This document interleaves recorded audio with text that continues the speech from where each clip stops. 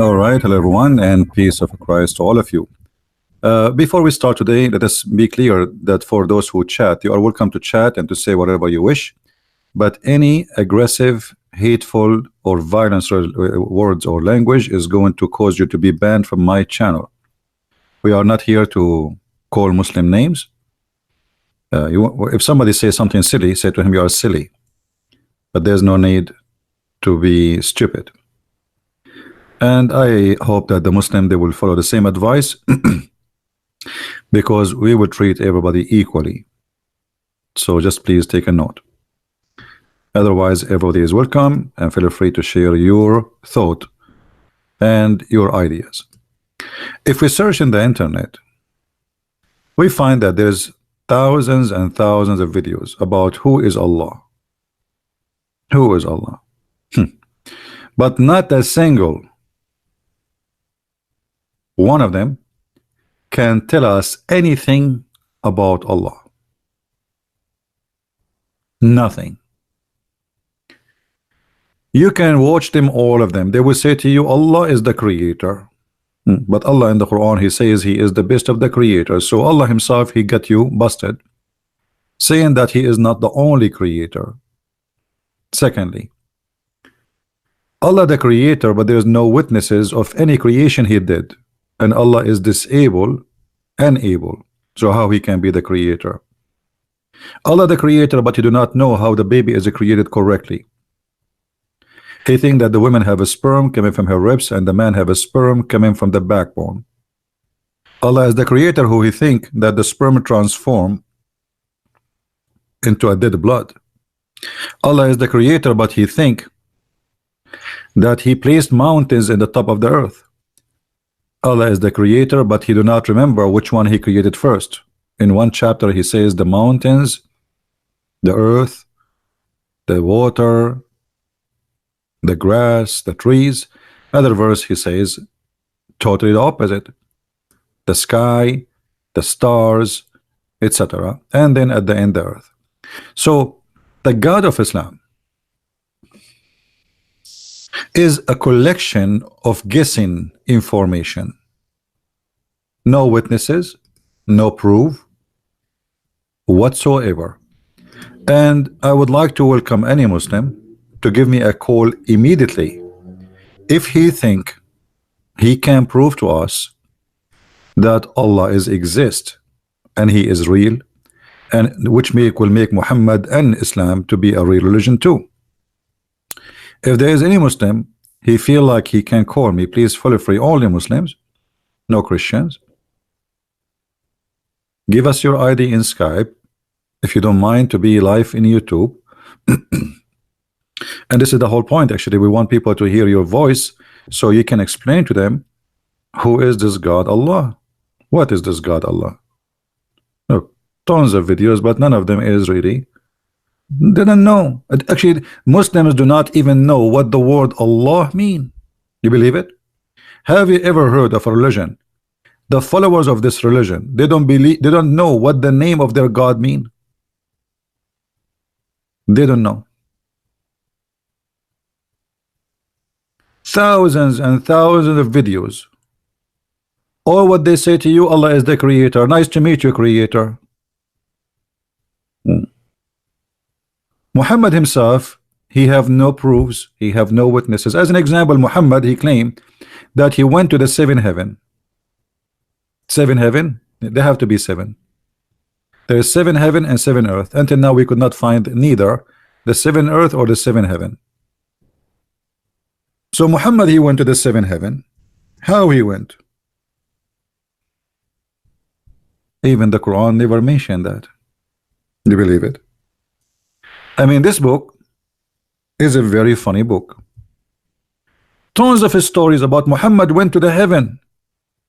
An angel, he took him and he fly in the top of a donkey who have no wings. It was a sexy donkey and it was very white, because there is no one can enter heaven in Islam unless it's very white, including the donkeys. If you go in chapter 17, verse number 1, this is the chapter of Al-Isra. It says that Allah, he sent or he took his servant at night to the sacred mosque. Okay, where is the trip to the heaven? Never mentioned. Have you ever heard of a God he forgot to mention the most important thing? Which one is more important, to take you to a mosque or to take you to heaven? Like, do Muhammad go to the space every day? Muhammad, he went to the space, and when he came back, he did not tell us he saw the earth is like, it looked like a ball. He did not tell us he saw the earth in a certain shape. He did not tell us that he lost his weight. He did not tell us anything except he rode on a donkey, and the donkey is so huge. And then when he went to the heaven, he found in the heaven the source of the water of the Nile River and Euphrates.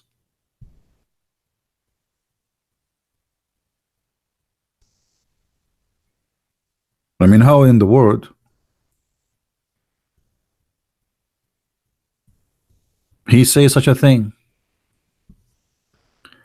All the rivers which is known in the south of Turkey, north of Syria and Iraq, and include plus the Nile River. Muhammad, he claimed that when he went to the heaven, which is in the seventh sky, he found that those rivers are coming from there. Isn't it this is enough to prove to us that Muhammad is a liar and he is not telling the truth? Imagine I say to you, okay, I am Allah, worship me. What is the proof of Christian Prince that you are Allah? Okay, I will say to you, I am the one who created the whole world. Oh, you say to me, I don't believe you. Prove it. I said to you, I will send you a guy, his name is Muhammad, and he will tell you that. Hey Muhammad, I will take you to heaven, and now I will show you heaven. I took Muhammad to heaven, and then he in the heaven, he discovered where the Nile River is coming from.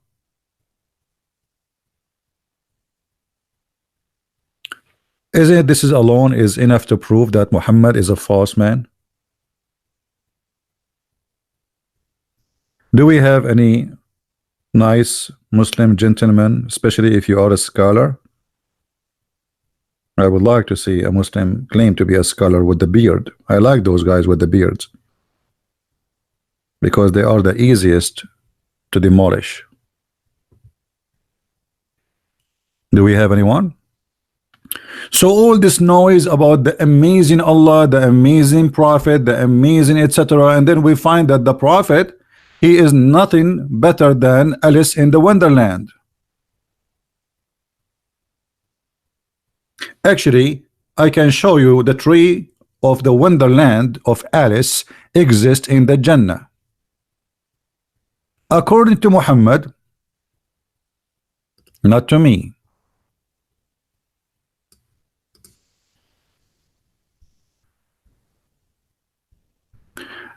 There is a tree in the heaven which is so huge, and Muhammad, he came from underneath of that tree, which means when you go fly with the angel of Allah, the airport is the roots of that tree, exactly as what happened in Alice in the Wonderland. Are we lying, Muslims? Are we lying?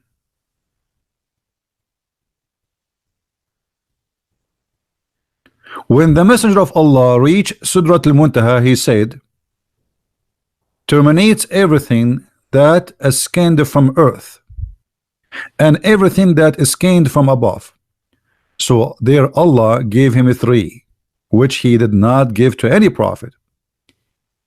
He made 5 prayer, which is obligatory for the upon him. He gave him the last verses of Surah Al-Baqarah.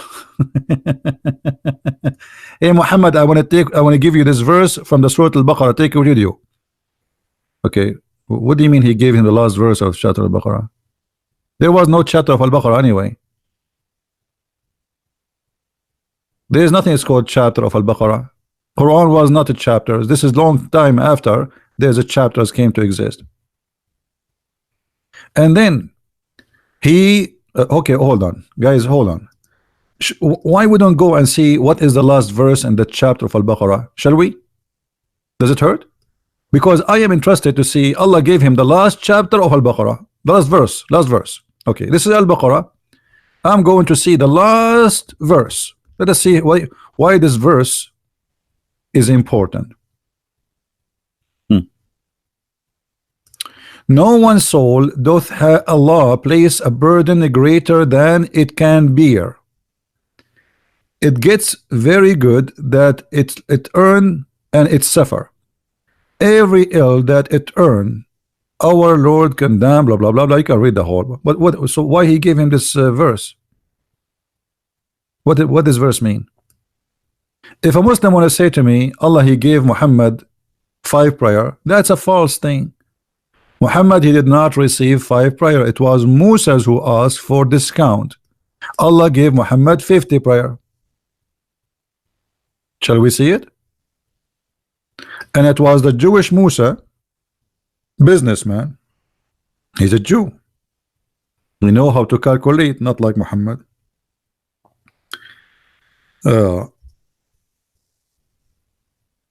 Allah gave Muhammad order to pray 50 times. And this is a story in front of you. When Allah messenger he went, and by the way we do not know how he gave it to him because Muhammad did not talk to Allah. Allah the Almighty, the Supreme, enjoined 50 prayer upon my ummah, and I came back with that until I passed by Moses. Hold on, I want a Muslim to explain to me how Muhammad he passed by Moses. What is Musa right now?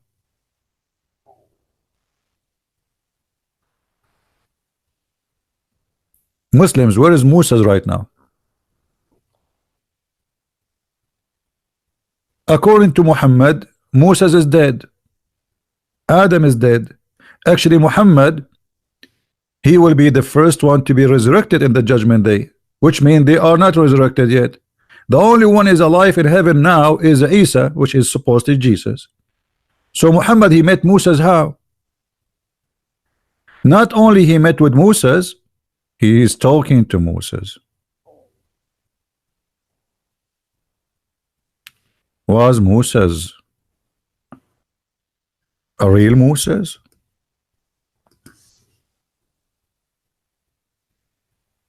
When Muhammad he said, I am going to be the first to be resurrected,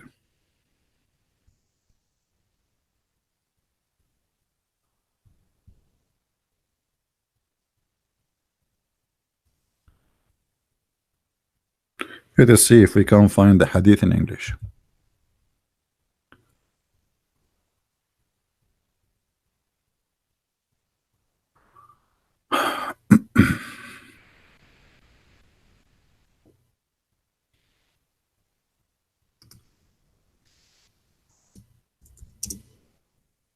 This one we did not find. We will find different one.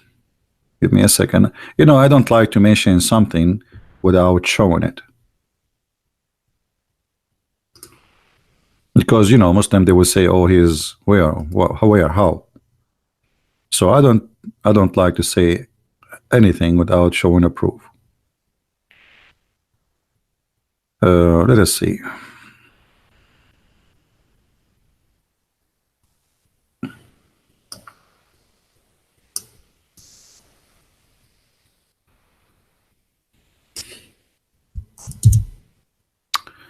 Read carefully with me, please.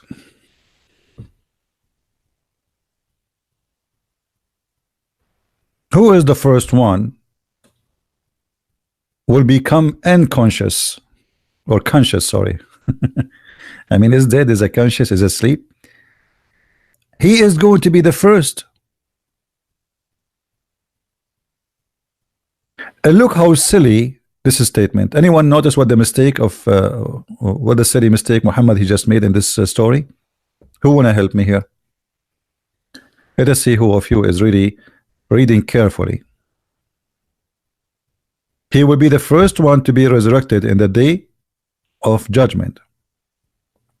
He will be the first one will be able to open his eyes. Okay, anyone notice what is wrong? Oh, Musa is already there. How he is the first one? He will be resurrected and he will open his eyes, but yet right away he will see Moses holding one of the pillars of Allah's throne.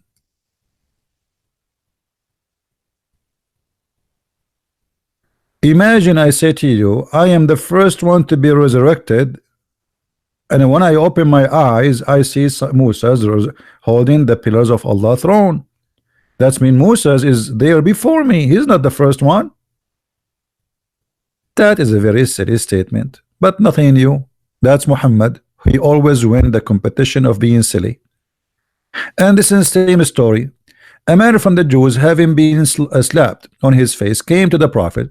Oh Muhammad, a man from your companion, blah blah blah blah blah blah blah blah blah. Okay, why you slap him? Blah blah blah blah blah blah blah blah blah blah. Okay, I said even above Muhammad, I become furious. I slapped at his face. Blah blah blah blah blah blah. Okay, and then look at this.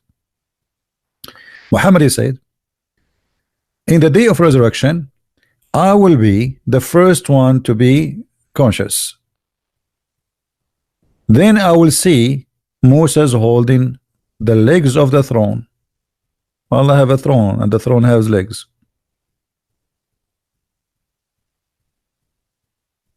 I will not know whether he has come to his sense before me, or that shock had been received at mountain. What is that?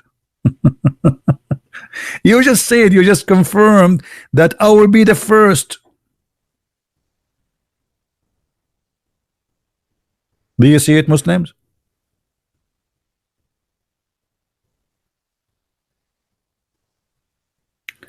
Zuha, she is a Muslim lady. She is saying the Prophet, he hates sin. That's false. The Prophet, he encouraged sin, and he himself was a cheater. Isn't it your Prophet? He said that in the judgment day, as long we are talking about judgment day, all the sin of the Muslims will be forgiven anyway, which means go and do as much as you wish, and he will place the sin of the Muslims on the Christians.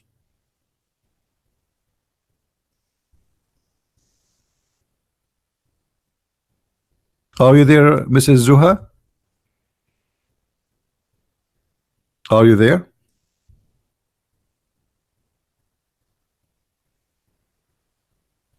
Let us show you the hadith.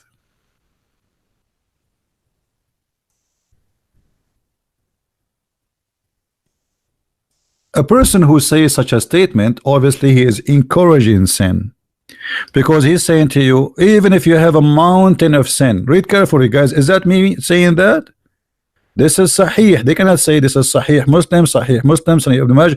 All of this is Sahih Hadith. They cannot say it's fabricated.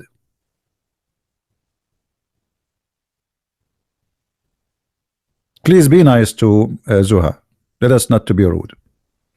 The Messenger of Allah said, Allah led those who came before us astray from Friday. Saturday was Jews. Sunday was for the Christians. And they will lag behind us until the day of resurrection. Allah even mislead us. Allah is a deceiver. He mislead us even from taking a Friday, because Allah chose a Friday for the best people. And here, if we read the hadith with me, please. And this is Sahih Muslim.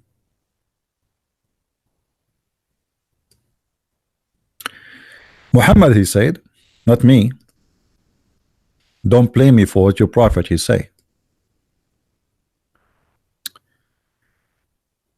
There would come people among the Muslims on the day of resurrection with heavy sins as mountains, and Allah would forgive them, and he would place in their stead the Jews and the Christians. So how, Muhammad, he said, you are saying to me, Zuha, the one in the chat, the Muslimah, that Muhammad is against sin, when he is saying to you, don't worry, sin as much as you want, even if it's like a mountain, Allah will take it and Allah will place it over someone else, and specifically the Christians and the Jews. And this proving Islam and Muhammad to be false again. Anyone remember why?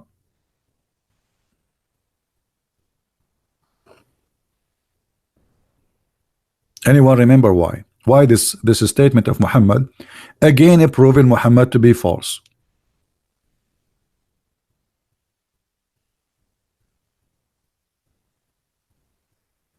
Zuha, I don't care, forgive them, they are sorry or not. As you see, Allah, you come in the day of resurrection. This is in the day of resurrection, and you have this sin. So obviously he did not forgive you yet. And what he will do, he will take your sin and he will place it in the Christians. But isn't it, this is a contradiction for what Muhammad he said in different lie? The Muslim, they say to us, is it fair that Jesus he died for our sin? Shouldn't a person pay for his own sin? And actually the verse we just read in chapter 2 verse number 8 to 6, it says Allah will not make you bear something you cannot handle. All right, okay. Why Allah will give the sin of the Muslims to the Christians? Is that fair? In different verse in the Quran, Muhammad he said the following: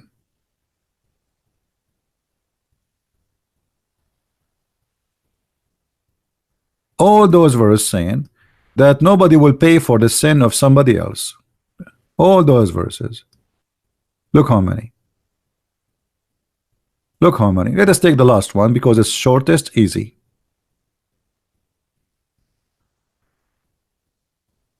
Namely, that no barrier of burden can bear burden of another. Nobody can bear the burden of other. And this is again a contradiction for this hadith and a contradiction for the Quran in different place. Why? Because Muhammad he claimed that in the day of judgment Allah will allow Muhammad to intercede. So if nobody bear the sin of others, what is intercession? How Muhammad he can intercede? And if nobody will pay for the sin of somebody else, how Allah will place the sin which is like mountains in the top of the Christians? This is why we see that Islam is really a kind of a silly cult. It's not even, it cannot be qualified to be a cult. Usually cults are smart. Cults is made by smart people. Muhammad obviously he is not.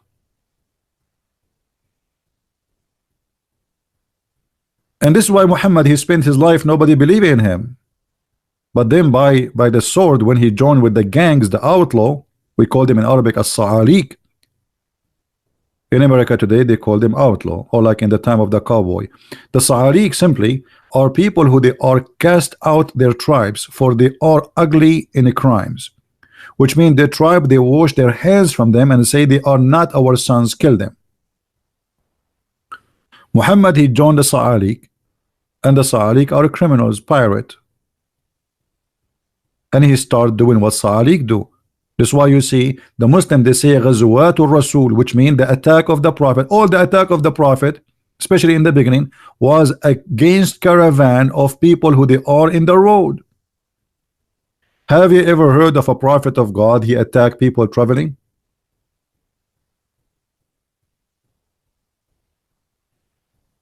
That is Muhammad.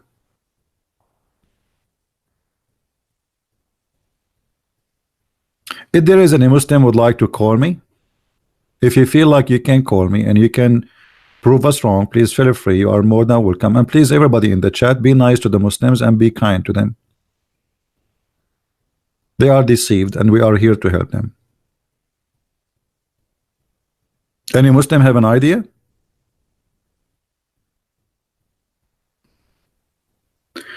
Now we go back to zero. After Muhammad he discovered that the Nile River and the Euphrates River are rivers from the heaven. Why Muslims do not make books about this? I mean, here we go. They make thousands of false videos about discoveries in the Quran. The prophet, he made a prophecy. Even they say that the prophet, he prophesied satellite dish. And look like Muhammad satellite dish was one of them was in Euphrates in the heaven, and the other satellite dish was in the Nile River in heaven.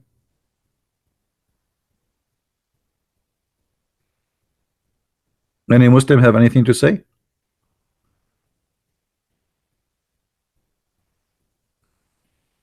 Anyone?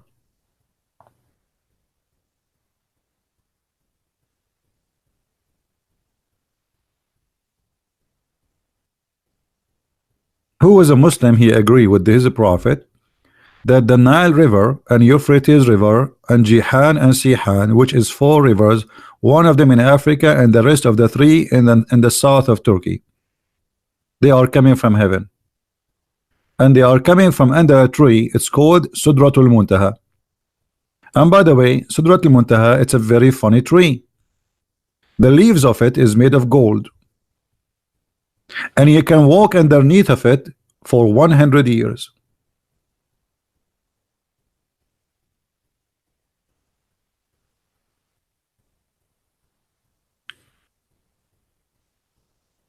Any Muslim want to say something?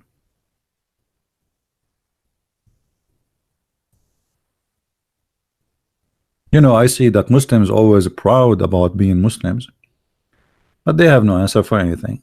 They don't even know what being a Muslim means. All what they know, we say Shahada, and we say Alhamdulillah, Inshallah. And this is why the Middle East is messed up, because everything is based on Alhamdulillah, Inshallah. I will do it Inshallah tomorrow if Allah will, and nothing will be done neither by Allah neither by them.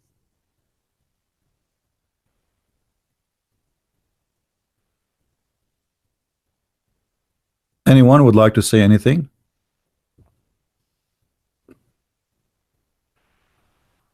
What is the tree which Allah he have in his backyard, which is the greatest tree in the whole universe? Anyone knows? Who is a Muslim knows?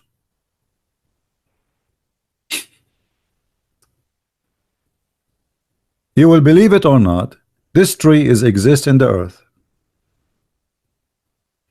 Muhammad, he chose a tree, showing us how shallow he is. Let me show you the tree which Muhammad he speak about. Let me try to find it. Okay, here we go, we found it.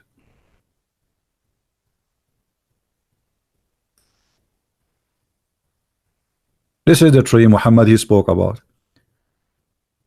Muhammad is a desert man. He went to Allah's backyard and he saw this tree in his backyard.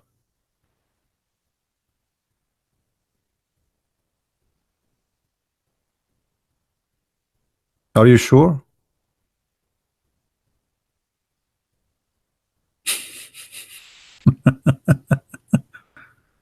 What is that?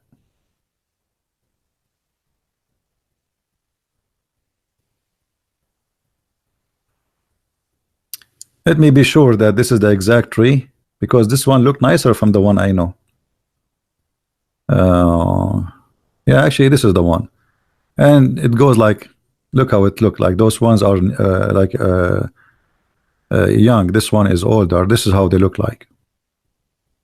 This tree in the backyard of Allah, and you can walk underneath of it for 100 years travel under one branch. Is Muhammad saying something truthful? And not only that, everyone, that this tree is the same as the movie, it's called Alice in the Wonderland. Everyone goes up and everyone goes down. He have to come from underneath of the roots of the tree.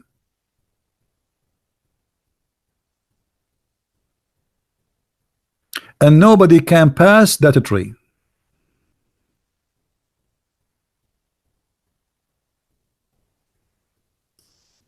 Let me see if I can find you some hadith so we can read about this amazing fiction story Muhammad is coming with. No, hold on.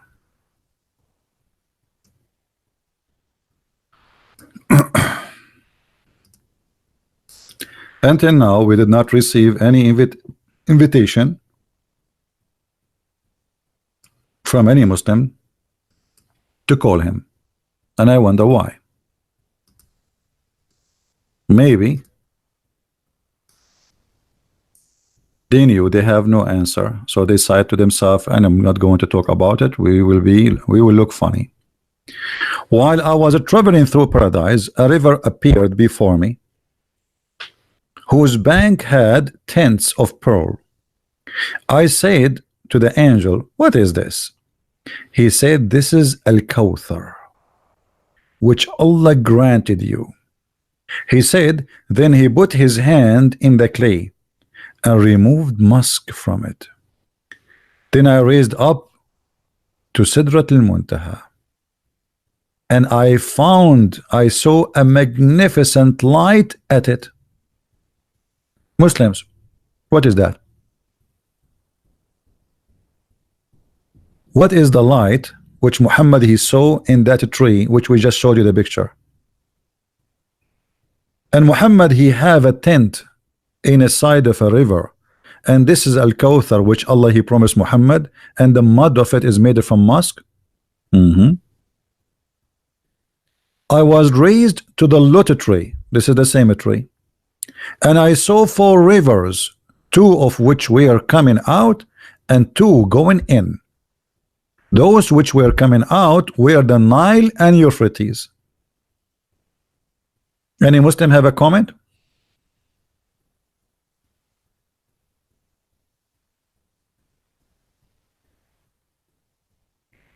Any Muslim has a comment? Either you say that the prophet is being truthful and they are really coming from the from that tree, the rivers of Nile and the river of Euphrates, or you say obviously Muhammad is lying.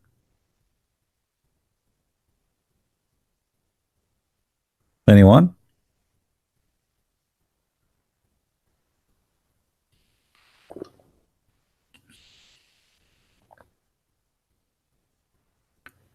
Can I call you in Skype? Hassan? Yeah, sure, Hassan. You are a Muslim, right? Yeah, you are a Muslim. I remember. Are you in Skype already, Hassan, now? Okay. Is your account is Hassan R? It's the same, right? Okay.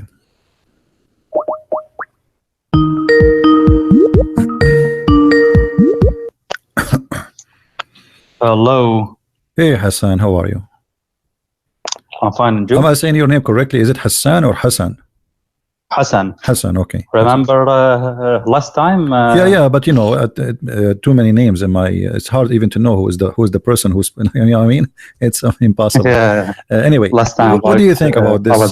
Shia guys. Yeah, what do you think about this, Hassan? About the discovery of Muhammad, he found a river of Nile and Euphrates coming from the tree in the heaven of Allah, in the 7th heaven.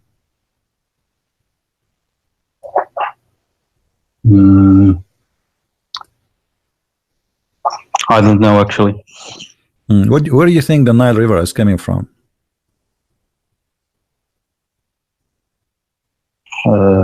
It is on the earth. Yeah, but where in the earth? Is it in Africa? Is it in Asia? Where? Asia, right? No, it's in Africa. Africa. Euphrates is in Asia. It's in the south of Turkey. The Nile River is in the middle of Africa. So why Muhammad is taking 2 or actually 4 famous rivers, Sihan wa Jihan, Nilu wal Furat, 4 famous rivers, and he claimed that they are coming from the heaven of Allah, and the heaven of Allah is in the sky. Is this Sunni or Shia? Oh no, this is Sunni now. I know you are a Shia, okay. But I know that. But this is Sunni now. No, I have no idea actually. Like, All right. What you wanted to call me? You want to say something? Beside I wanted to talk about you about some topics. I don't want to change the topic, but if you no, allow me, I don't know. we will not change the topic, but you can talk. You can answer me as a Shia, not as a Sunni. Forget about being a Sunni. What make you think that Muhammad is a prophet as a Shia?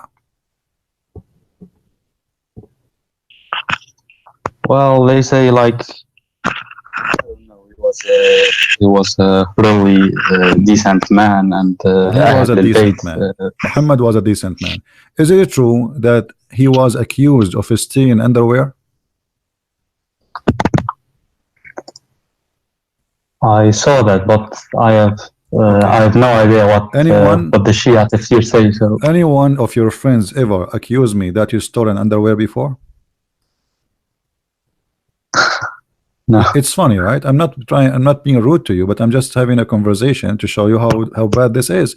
So when the followers of a prophet of God, they accuse their prophet that he stole a piece of a clothing, and this piece of a clothing itself, they stole it from a Jew or from someone else. What kind of gang they are? What kind of people they are? Let us say you are a good person and you have good friends, and now you stole some fabric from somebody, and now you are fighting who took the underwear, and they are accusing that the prophet is the one who took it. And how the prophet he answer? Do you see the verse in the screen? Yes. Okay, what do you think about this verse? No prophet could be false to his task if any person is. Can I see the tafsir Yeah, you can about see the this tafsir, from no Shia? problem. But you see here the problem, the translation is false. It says no prophet can be false. It doesn't say false, it says Yaghul, which means he is a thief. No prophet is a thief. This is Yusuf Ali translation. Do you know any English translation for Shia so we can show it to you? If there's any famous Shia translation, you know? No, I don't know. I think translation is not the best option actually. They are saying Like, false. I don't know what the word false have to do with the word Yaghul. If we go to the Shia, I forgot, you speak Arabic? kind of not Because not really I good, don't know. but I quite understand. Do you know any website for the Shia have tafsir in English? What do you say? Do you know any website for the Shia have tafsir in English? Because I have, but No. it's in Arabic. I don't. You know, it is in Arabic. I have not. I don't think that they exist, but yeah, this is why I'm asking you, because you are a Shia, so maybe you have some information about that. Chapter 3, verse number 161. Let us see the Sunni first, as long as this is what we have. Those things actually, neither the Shia or the Sunni, they really don't have a disagreement about those things. Let us see what is the reason or what is behind of this story. I'm looking now for Shia tafsir at the same time. Read carefully with me. This is Tafsir al-Jalalain. When some red velvet cloth went missing in the day of Badr, it's a theft. Some of the people, which mean the Muslims, began to say, perhaps the prophet took it. In the following, the verse was revealed. It's not for the prophet to be a fraud, Yaghul, a thief. You see in the translation how they fool us? They say it's not for a prophet to be false. But this is not about false, this is about being a thief. It says it's not for a prophet to be a thief. And then, okay, how Muhammad he proved that he is not the one he stole it? By giving a verse saying Allah said it's not me who stole it. Shouldn't Allah tell us who is the one who took it?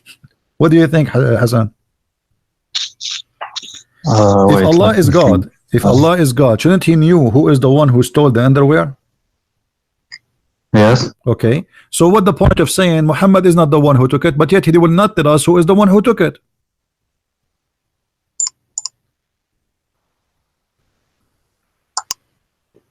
Do you understand what I'm saying? If I am God, Yes, if I am God and my prophet was accused of being a thief, shouldn't I say to them, okay, it's not Muhammad, go to the house of this guy, I know everything, open his closet, or maybe take off his panty, you will see it. So all what Muhammad he did, he gave them a verse claiming that Allah said it is not him who took it. Why Allah did not tell us who is the one who took it?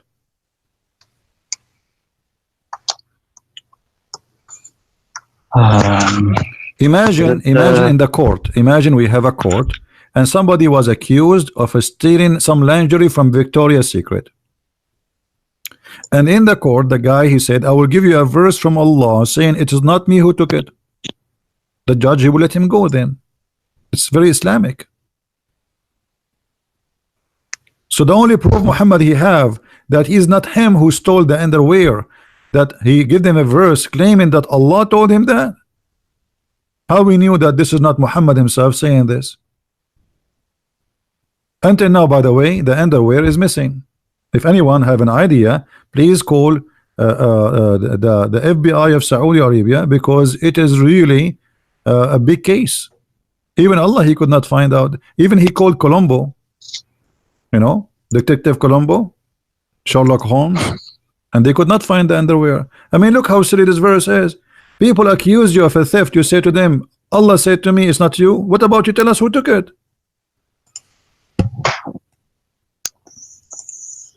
Okay, this is Tafsir al-Jalalain, or it doesn't matter. Shia is not better, my friend. Shia is not better. If Shia is better, I can switch the Shia, go to Arabic, because they don't have it here in English. And can we go? Yeah, we can go to the Shia. No problem, no problem. You go. Right, Let's go to use the this Shia. one. Tafsir al-Burhan. Yeah, okay. We can go to the Shia. Hold on. We can go here. They have. Let me show you what they have in the screen.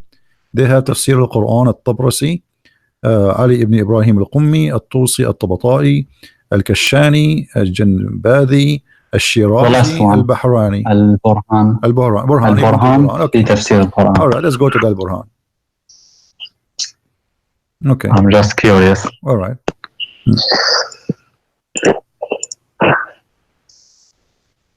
Read carefully. You know what? I'm going to take the page and I will open it in Google, so we can click one click and do the translation. It says the same exactly as we saw in the Sunni. Look like the Shia and the Sunni, they agree about this one. All right, we are translating now. Here we go. This is Tafsir al-Burhan.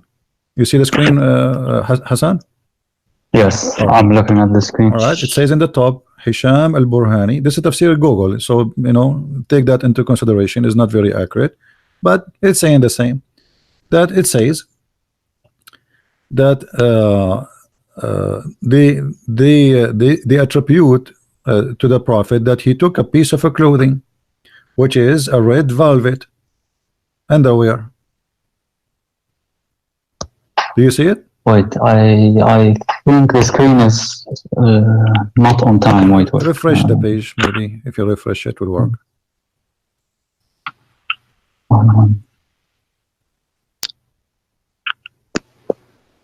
Yes, red velvet. Okay. Platter. I don't know what it means. So it's the same. You know, they accuse him that he took a piece of a clothing, and Allah he gave him this verse saying to them, he did not take it. Thank you very much. So what do you think about this madness? Muhammad is a prophet of God. Sorry, I'm losing my voice. Take it easy. I'm losing my voice. Talking too much, too many people. You know, he is a prophet, and then Allah he sent him a verse to prove that he is a decent man. By what? By telling them it's not Muhammad who took it. So how we can take this as a...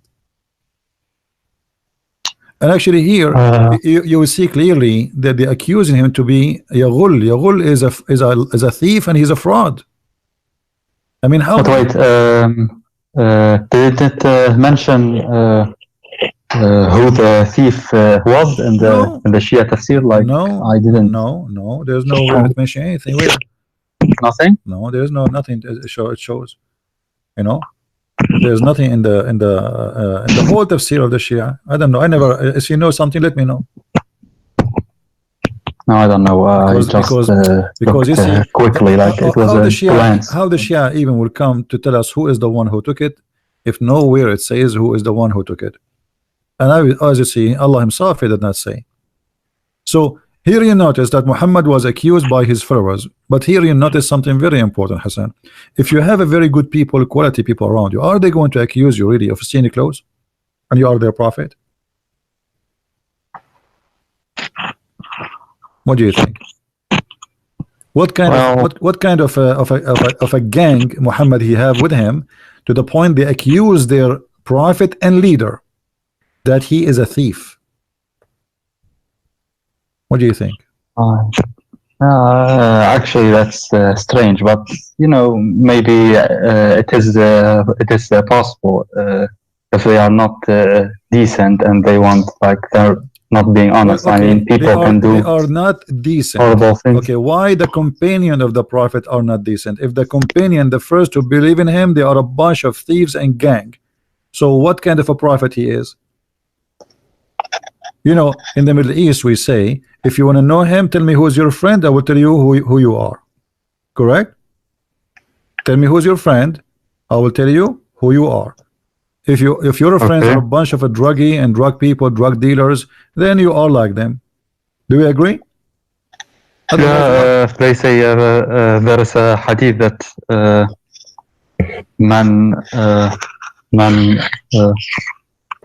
من عاشر قوما 40 يوم.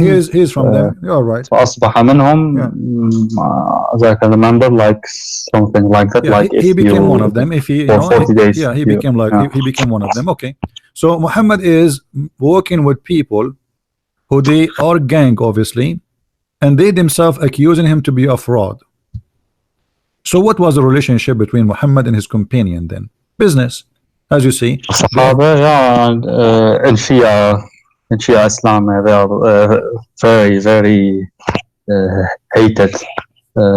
Omar and for example, but regardless of the names, regardless of the names, obviously they are. If they are bad, that means Muhammad is bad.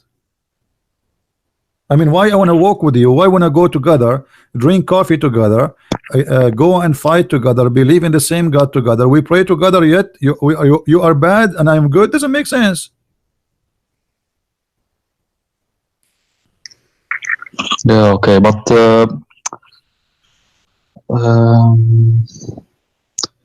like were they good according to the Shia? Those Sahaba, like before the Shia, before the death of the Prophet. The Shia, they prove to us that the Quran is a fraud too. You Shia, you accuse Aisha she was a bad woman, even she was a whore. Is that correct? Oh, yeah, I don't know, but Sahibatul Jirar. You can go. She's very much hated. No. You can go right now and search in YouTube. You will see your scholars. They are talking about the hadith about Aisha. They call it Sahibatul Jirar al-Khudr. I'm just copying how the Shia they talk. يقول الحديث أن عائشة قد زين جارية وطافت بها لكي تصطاد شبابا من قريش. This is how the Shia they speak about Aisha. Do you agree? Are you laughing? Aisha, guys, she decorated a slave girl so she can hunt young men from Quraysh. She want to sleep with them. This is what the Shia says. And by the way, this hadith is a Sunni hadith too. So you agree, and you said that the Shia says that Aisha, the wife of Muhammad, is a bad woman, right? Yes. Okay. But isn't it the Quran says the bad women, Allah will make them marry bad men? Yes, last time you showed me that. So, yeah. So Yes, I remember that. that means Muhammad is a bad man. If Allah will make bad men marry bad women, good women marry good men, and Aisha and Hafsa and many of his wives, they are nothing but bad women. So how this verse will work? Let me see again. Okay. Again, by the way, the translation here is very false. Like here, translation says bad women deserve bad men, and bad men are for bad women. The fact doesn't say that. It says الخبيثات للخبيثين والطيبات للطيبين. So Allah made a destiny that for the good women, good man, and for the good man, good women, and for the bad man, bad women, and for the bad women, bad man. It's a destiny. So how Muhammad he did marry a bad woman? She was maybe good back then. I don't know. Maybe. Yeah. Well, if there's nothing it's called was and it became something else, Allah he knew the future. But in Shia Islam, we believe that there's something called Qanun al-Bada, that the future can be changed. Like it is not written like the Sunni. No. You Have you heard about that? Yeah. No. Al-Bada, something. Yeah. Something like that. Al-Qadar. The name of Al-Qadar alone is enough to prove that you cannot change it. The Qadar will change by Allah, not by you, which means you do something and Allah wants something, and what Allah wants is going to happen, not what you want. Okay, but yeah, I don't know. Yeah, Qanun al-Bada. You know that, right? Yeah, but still, heard this about is still. What is that then? What? Qanun al-Bada. I think. You mean I don't al-Bada know. or al-Bala? What? Sorry. I'm trying to understand what you are saying. Al-Bala or al-Bada? Bada. Al-Bada. With dal, yes. Al-Bada. I think you are saying it wrongly. Wait, I will look for it. Wait. I think I know what you are talking about. Hold on. Yeah, al-Bada, the Bada and the Shia. Yeah. But this is not about what you are saying. Al-Bada is the appearance. You see the Shia, the difference between the Shia and the Sunni. The Shia, they have something, it's called appearance, and the inside, the inner. Correct, Hassan? What do you mean? Wait, I don't know what you mean. There is the appearance, and there is the inner, the inside. Batin and Zahir, you mean? Yeah, Batin and Zahir. No, but this is something different. Like, wait, there was a hadith in Al-Kafi about the future that it could be changed. It is not maktub like the it is something is not Sunni belief. Something is not written, and it can be changed. Al-Bada, like Qanun al-Bada, Ma Bada. There was a hadith, I forgot it. Maybe I can find it. Yeah. Ma Bada. Okay. I forgot the hadith actually. This is from Aqaid al-Imamiyya. Are you the 12? From the 12? 12, yes. From the 12. Okay. Yes. Now I know what I'm talking about. So, but yeah, but what you are talking about, that you start something and later you can change what you want to do, right? Yeah, like it is maktub, but yeah, it still could be changed. Like it is. Who is It's going? not But who is a the one who real will change it? destiny. Like Who is the one who will change it? me, depending on my deeds, not like that. God created me with a Okay, let me ask you. destiny, and then when Al-Hassan and when the children of Ali they've been slaughtered, is that because they changed or because Allah destiny was for them to be killed?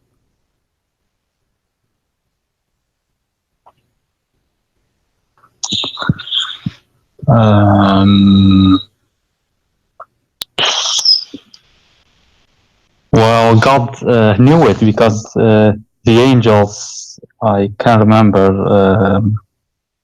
that they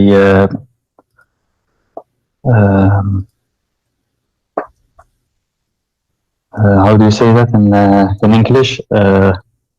اشتكوا, like, yeah, I don't, wait, the word, like they can you help me? I'm not sure. اشتكوا على Allah because Complain to Allah. They yeah. complain to Allah. They What, sorry? they've been they rebel against Allah. Yes. Okay. Because God will create Adam, and then from Adam will bad people come and they will kill Al-Hussein. Yeah. So they knew it. That's what I know. Like, okay. in the beginning, before Adam's creation. Okay, I want you to go with me. They rebelled. So right. yeah, based on that, I'm now thinking. No.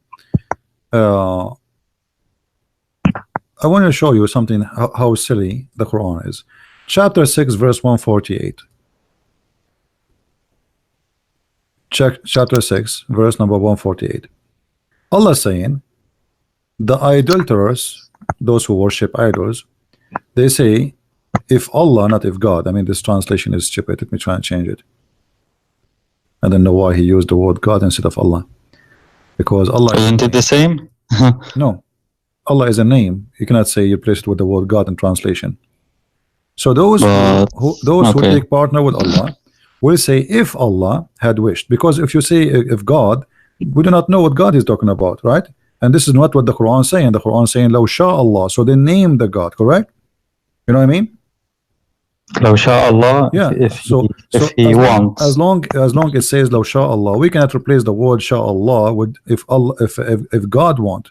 You have to give the name because they named him here. It's Allah. It's not the word God. So look, the Quran is saying, as you just said, that you can change, right? You can change, but here Allah is refuting them, and He agree with you somehow. Look what He says. Those who give partner with Allah, they will say, if Allah had wished, we should not have given partners to Him, nor would our fathers. So they are saying, well, this is our destiny, correct? If Allah willed. Do you agree? They are saying, not Allah. Allah is saying to them, no, this is your destiny. This is you choose that. Here He says, they are saying, if Allah willed, we will not take partners, which means we are doing this because this is Allah will, obviously. Because if Allah willed, we will not take any partner with Him. And He said, so did their ancestor argue falsely. Do you see it? Are you with me? Do you understand, Hassan? So you say to me, why you are associating somebody with Allah? I say to you, well, if Allah want me not to associate with Him, He can make me not to do that. But obviously Allah like me to do that because He don't oppose me, you know. So it's Allah will. So Allah here He says, so they did their ancestors, they have the same lie and they argue falsely. So Allah disagree with the statement that if Allah want, if Allah will, then we will not worship another one beside Him. So obviously this is Allah will, therefore we will do it. But look how silly the Quran. If we go to a verse, another verse, you will see the following.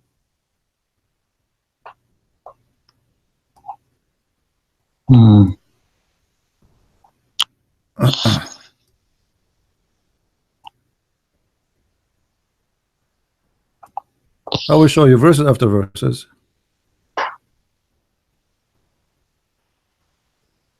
Okay, hold on. I need to change the translator. Anyway, all those verses, it says clearly that if Allah will, we will not worship someone beside Allah. So they say like God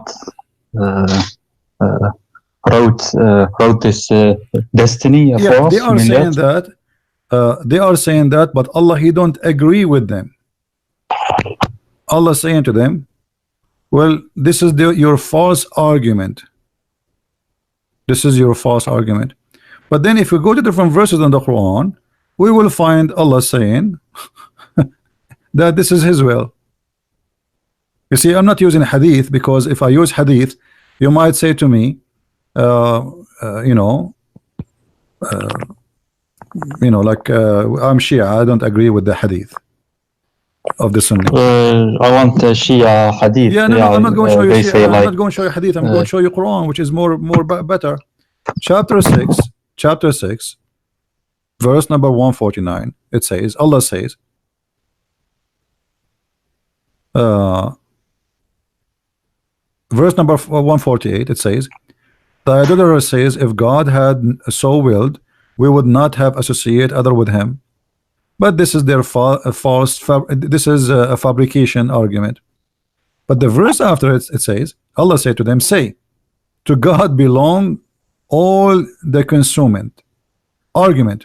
Had He will, He would surely have guided you, all of you, or right. Let me change the translator again. It's coming back to this translator. This guy is an idiot. I think he's using Google Translation. can I see the Arabic also? Sure. Like, okay. Let me read it again in English. So with Allah is the argument that reaches home. If it had been His will, He could indeed have guided you all. You see it? So how in the verse before it they said, if Allah will, we will not be misguided. And then the verse after it right away He says, if Allah, say to them, if Allah wanted, He will make you all guided. So this is His will.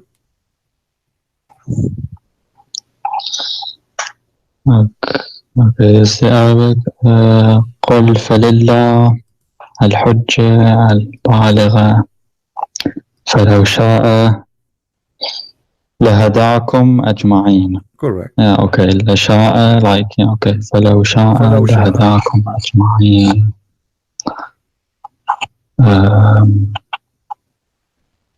Can I see the tafsir of this ayah? You can, but I mean, this is very easy. I mean, if Allah wants, He will guide you all. Even this one need a tafsir. If Allah I'm just curious. They say like it's the same. you may never. Yeah, it's the same. If Allah wants, He will guide you. Your own Okay. tafsir. So if Allah want, He will guide you all. Which mean what? If Allah want, will guide you all. It's mean Allah don't want to guide you all. Isn't it obvious? Yeah, I agree. There are many verses. Okay. One says, if we go to a different verse in the Quran, فزادهم الله مرضا. Like, thank you. Yeah. He increased the disease in their hearts, and right. Let me think. Chapter 6, verse 117. It says, your Lord who knows He knows who is going to go astray and who is going to be in guidance. Correct? What is that? It says, your Lord knows who is going to go astray. Actually, the translation is false. Yudil, it's meant to deceive. Who is going to be deceived and who is the one to be guided? Inna rabbuka huwa a'lamu man yudil an sabilihi wa huwa a'lamu bil muhtadin. So it is Allah who knows who is going to be deceived and the one who will be guided. Okay, you said to me that you can change And in order to say you can change your destiny, then you should not, nobody should know, because it's a free will, have to do with you only, because you can change it anytime. But still, God knows everything, Okay. including the future, right? If he knew everything, that's mean he knew what you would do, and that's mean you know it is there already. You change nothing. You think you change, but the fact you did not change anything. Okay. You change nothing. God knows everything, so yeah. No, okay, hold on. Chapter 13, verse number 27. It says, وَيَقُولُ الَّذِينَ كَفَرُوا لَوْلَا أَنزَلَ اللَّهُ عَلَيْهِ آيَةٌ مِّن رَبِّهِ قُلْ إِنَّ اللَّهَ يُضِلُّ مَنْ يَشَاءُ وَيَهْدِي إِلَيْهِ مَنْ أَنَابَ. Look at this joke. The unbeliever says, why not, why is not a sign sent down from his Lord? I mean, this is a very normal question, right? You claim to be a prophet, and we have the right to ask you, if you are a prophet, how come you don't have any miracles? Allah he answer, and look how funny the answer says, Allah he deceive whoever he want, and he guide whoever he want. What kind of God he is? The Muslim, they falsely translate the word deceive by saying he leave to astray whom he will. How he can leave him astray? The word in Arabic yudil. Yudil mean you deceive. So Allah will lead you astray by deceiving you, and he will do that whoever he will, and he will guide whoever he will. Okay, so you are saying to me I can change, but Allah is the one who deceive who he want, and he guide who he want. So in order to be changed, to go to heaven or to go to earth, do you have the freedom based on this verse, Hassan? Because the change you would do either will take you to heaven. Let me think.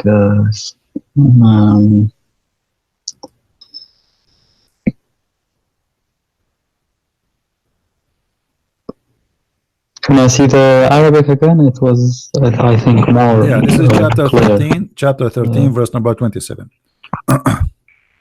Let me read it for you for fast reading. ويقول الذين كفروا لولا أنزل الله عليه من آية من ربه قل إن الله يضل من يشاء ويهدي إليه من أناب. Okay, Yes. that's madness. So all what they said to you as a Shia that you can change is a fabrication, because in order to change, you have to delete this verse, and there's many other verses. Here it says it is Allah who deceive whoever he want, and Allah he guide whoever he want. So in order for you to change destiny for bad or good, like to go to hell or to go to heaven, then you have to have a freedom. But here it says clearly that it is him who guide, no one else, and he is the one who misguide, no one else. Do we agree? Yes, يضل من يشاء ويهدي إليه. Okay. So in order to be, let us say you are a person who is doing bad deeds, and you want to change that. Based on this verse, in order to be guided, it's Allah he have to have the will to guide you, because he is the one who will guide you, not you by yourself. You will be guided. So you don't have a free will.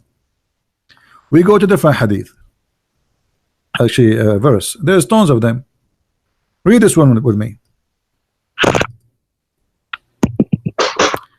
If Allah so willed, he could make you all one people, but he leaves deceiving. You see the word here is strain. It's a false, but strain it's the same as deceive. I think it close. Wait. If Allah so willed.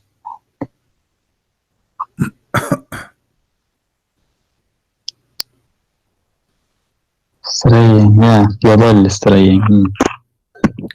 So what do you see here? If Allah want, he will make us, all of us Muslims, correct?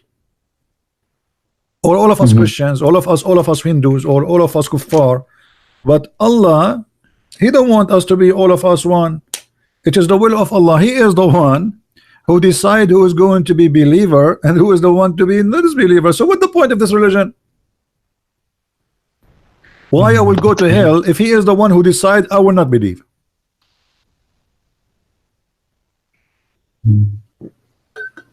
He leaves straying whom he pleases, and he guides whom he pleases. And again, this is a false translation. The word yudil have nothing to do with straying. The word yudil is about deceiving. He deceive whoever he will, and he guide whoever he will. So if he want, he will make you all one nation. But obviously, this is not what he want. So what he want? He deceive as Wait, wish. but yudil means lead astray. It is correct. Like No, يتيه يضل no, my friend. Yudil, it can be used in many ways. And let us give an example. يضل الطريق. He lost his way, correct? Taha, you mean? If somebody he lost his way, we can use ضل طريقه.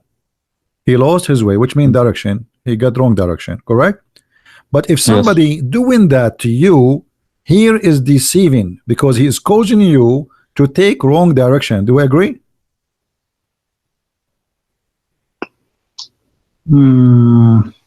Okay, you want to go in the highway to go to Washington DC, and you ask me where to go from.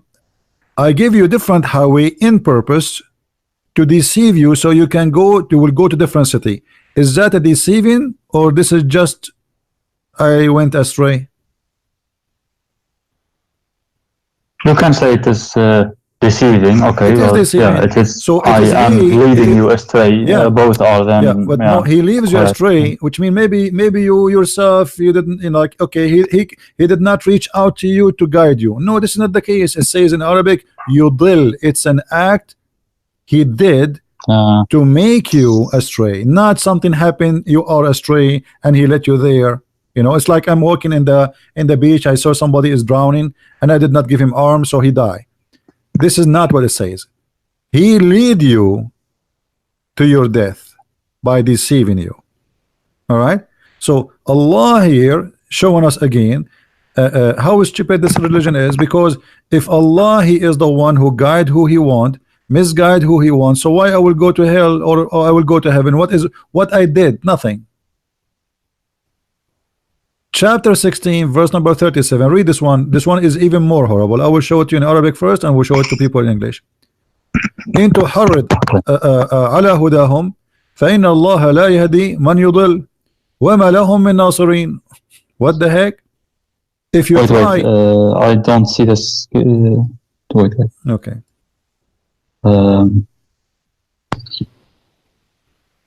This one. This is chapter 16 verse number 37. 37. Okay, so if you try your best to guide them, don't waste your time. Allah will guide not the one who he deceived, and those who he deceived, nobody can help them. And this is the Muslim translation. Do you see it? So how that can be possible? Don't try to guide them, because Allah misguide them, and those who Allah misguide them, nobody can guide them. As simple as that. We can change the translation, you know, so we can love better. Even though, O you Muhammad, translation of Biktal, desires their right guidance, still Allah assuredly will not guide him who misleadeth. Allah will not guide who he misleads. Who is the one who mislead the guy? Allah. You're laughing?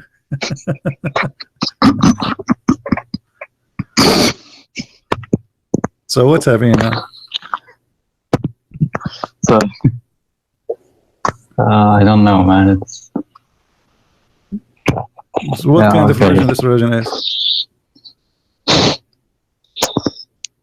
What do they say then? That I don't know. They say in Shia that I thought that was indeed stupid to think that it is literally written. So they told me in Shia that's not the case. So Yeah, well, this is the Quran. I mean, they can't even. Okay, this they is can't even- Quran. Yeah, I agree. they This is can't Quran. So I'm play thinking like, games with it, you know, obviously, but they are playing games. They are, you know, and most of people they don't study carefully, all right, and you know, a book full of contradiction. All of it is in contradiction, and the same can be found all over, like chapter 35, verse number 8. It's Allah who guide he who he will, and he misguide who he will, deceive who he will. which one again? This 35. This is why my book is called Deception of Allah. Go get my book. 123. Which one? 35, verse number 8. 35. For Allah, He deceive not astray whom He wills, and He guide whom He wills. That's it. It's His will to be deceived or to be guided. Okay. And the Quran is full of this.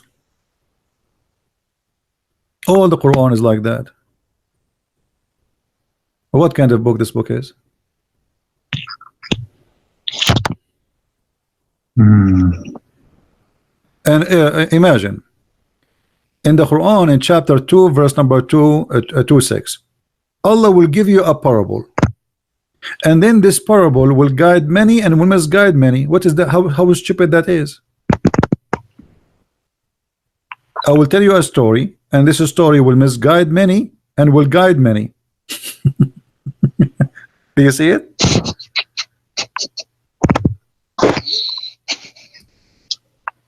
Hey guys, I have a story for you, and if I tell this story, many of you will go astray and many of you will be guided. So what the point?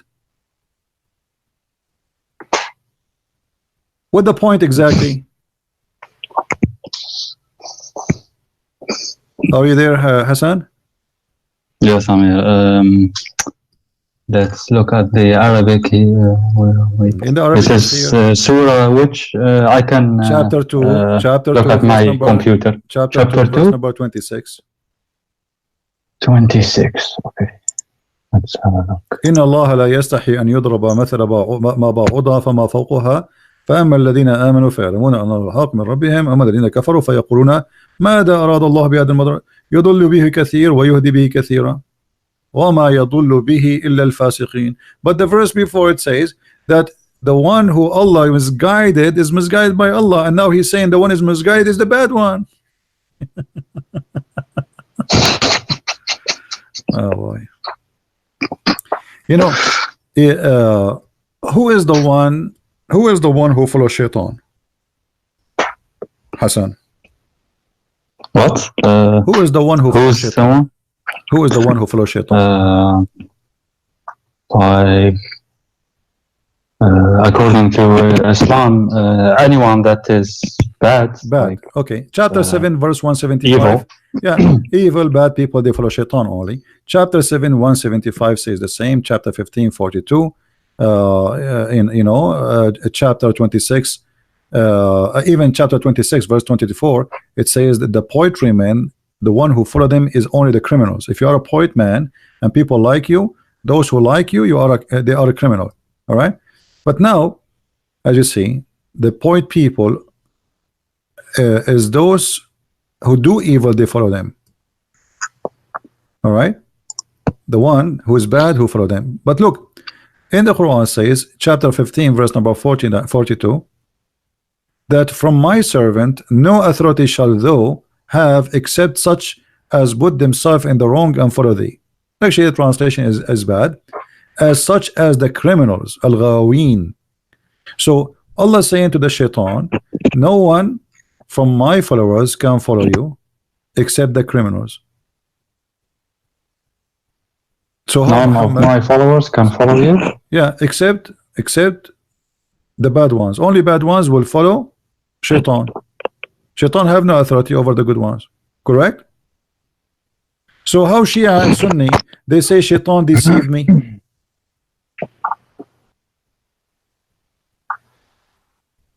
Did you hear the question, Hassan? Yeah. How you Shia, you say Shaitan deceived me. If Shaitan cannot deceive unless you are a bad person, you are a criminal. Not only a bad, you have to be a criminal. Al-Ghawin.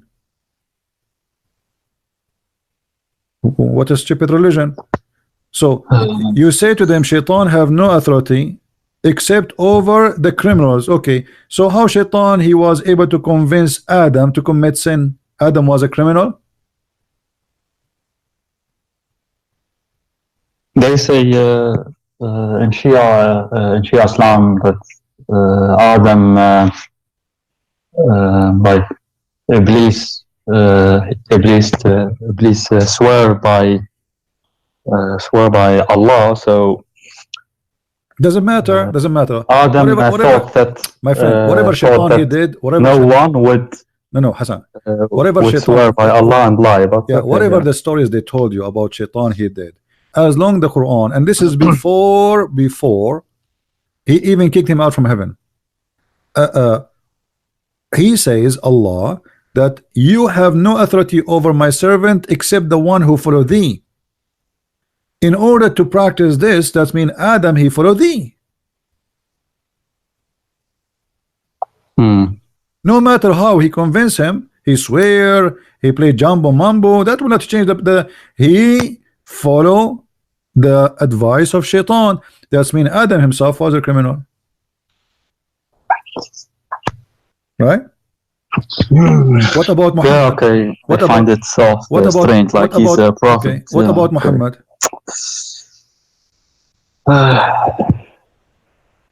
Was Muhammad a sinner according to Islam, to Shia, or no? To Shia, no, absolutely Yeah, not. because But the to Shia- Sunni, he was. No, because the Shia, they are not being the Shia scholars, they are not being decent and they are not being truthful. This is the Quran, chapter 48, verse number 2. Translation is false, same fault. In Arabic, it says ذنبك. You know what them mean, right? What them mean? Dhanb, sin. Sin. Okay. ليغفر لك الله ما تقدم من ذنبك وما تأخر. Does it say that? Which surah was it? 48, Okay, verse number 2.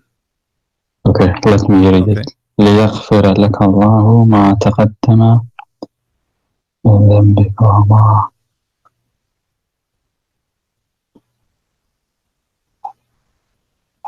صراط. Yes, okay. So To Shaitan, who so- is he? this is to speaking Muhammad. here? This is to Muhammad. This is speaking to Muhammad.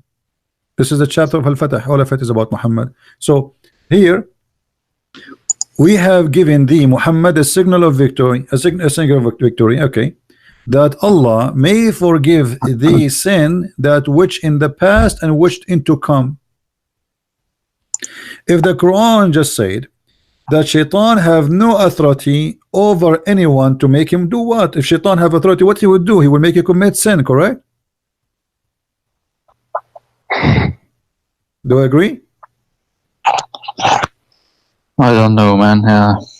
So Allah says you cannot make my followers do sin unless they follow thee, and they are criminals. So how Muhammad he commit the sin? And not only sin in the past and sin in the future. The Muslims, they have many fabrications saying that the Christians, they used to give a paper, like the Pope, he give a paper to forgive sin if you pay him money. The fact the Quran is the one who's doing that. Your past and your coming sin, open license for sin. But when does he forgive your sin? Doesn't say it, right? Wait, It says, my friend, it wait. says forgive your past and your coming sin. And by the way, here there is something very wrong in the verse. And you speak Arabic, you know Arabic. Do you see here it says ليغفر لك الله? ليغفر, yes. Translation, that Allah may forgive thee. How Allah he say may forgive thee? May? What does that mean? If Allah is the one who will forgive him, and Allah is the one who is talking, so how Allah he say me, Allah will forgive you? I am the one who's talking. And why is saying may? Here you notice that the one who wrote those verses, he forget to switch. Speaking about Allah from speaking about himself. If Allah is speaking here, he should not say that Allah may forgive thee. You are Allah. You mean Allah is here speaking? So why he, okay, Allah is speaking, why he will say may Allah? And what do you mean may? You are Allah, you forgive him or not? Okay, okay, I get it. Yeah. I don't know actually. So Hassan, what, you want to stay a Muslim, man? After all this madness? You still a Muslim? Stay a Muslim and may Allah forgive you. may Allah. Allah, he is not sure he forgive to Muhammad or not. May. And may in the past and the coming and the sin to come. I mean, look at this. As long you are saying the sin to come should not be may, because obviously you are saying you forgive him. So what do you mean ليغفر لك الله ما تقدم من ذنبك وما تأخر? What does le means here? ليغفر is like maybe in the future, like they lead الاستقبال, you know, like something will happen in the future. So maybe Allah will forgive you in the this way in the translation is may Allah forgive thee. Okay. What is that? Okay, you know what, Hassan, forget about all of this. Still you are not leaving Islam today. Until now, I can tell you are not, you are hesitating. I want you to help me to keep you as a Muslim. I want you to help me to keep you today as a Muslim. Give me something, make you stay as a Muslim still. Okay, let me think.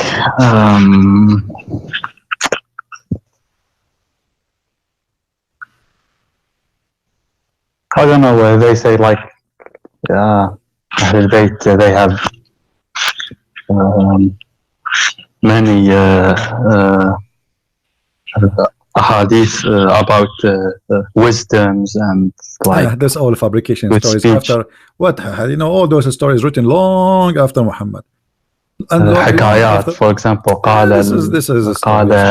قال علي, for example, هناك نعمتان مجهولتان الصحة والأمان, for example. So yeah, I don't know. And they say there's a book called نهج البلاغة. All right. For Ali, he has a sermon without dots. Okay, But I don't think that's really. I don't know, man. But they say like Ali was the most rightful person. But yeah. All right. Well, let us see some of the wisdom of the people of Ahlul Bayt. All right. Okay. That's what they say. What about watermelon? Watermelon? Yeah. What do you mean? Is watermelon a Shia or Sunni? What? Yeah. What? Why you are laughing?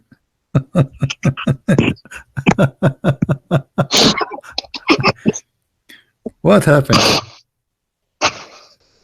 What do you mean? What do you? I'm asking you. You should answer me. Is watermelon Shia or Sunni? Guys, according to the Shia, watermelon, if she is sweet, she is a Shia, and she is from the one who love Ali and the family of the Prophet. If she is not the watermelon, she is Sunni. What do you say?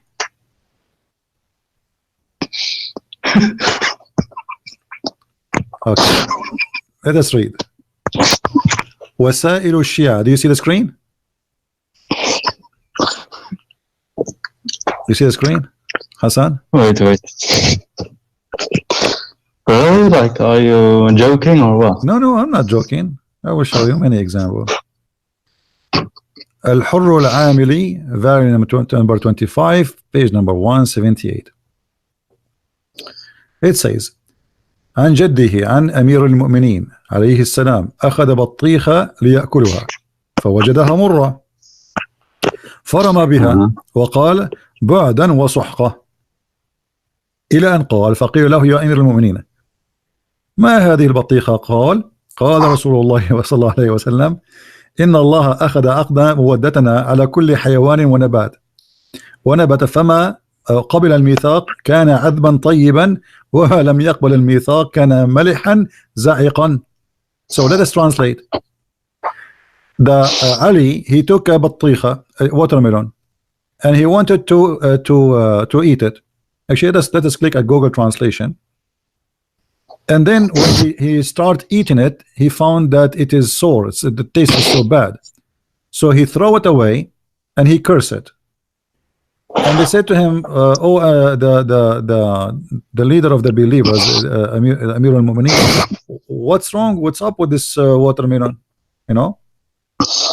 He said that the Prophet of Allah, he said that Allah, he took a contract of our faith, which means Shia faith, on every animal grow up before the whatever, and every planet. Actually, here that translation is wrong. And every planet, animal and planet. So Allah, he made a contract that all the animals and all the plants who are going to follow Ali, the good ones, Ali and his family, they will be sweet and good taste, and those who they are not, they will be salty and they will taste bad. Do you see it, Hassan? Yeah, I see it.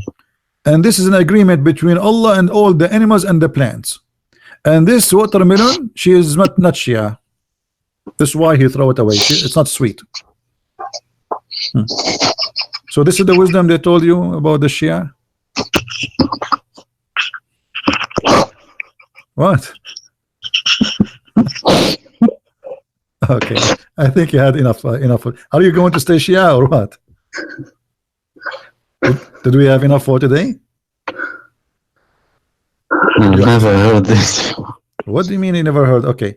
What about if you look at the anus of a woman during like you're having sex with your wife, and if you look at her anus, what will happen to you? You will go, you know, your son is going to be blind and he will be mute and deaf just by looking at your wife bum when you are having sex. The same as if you are talking.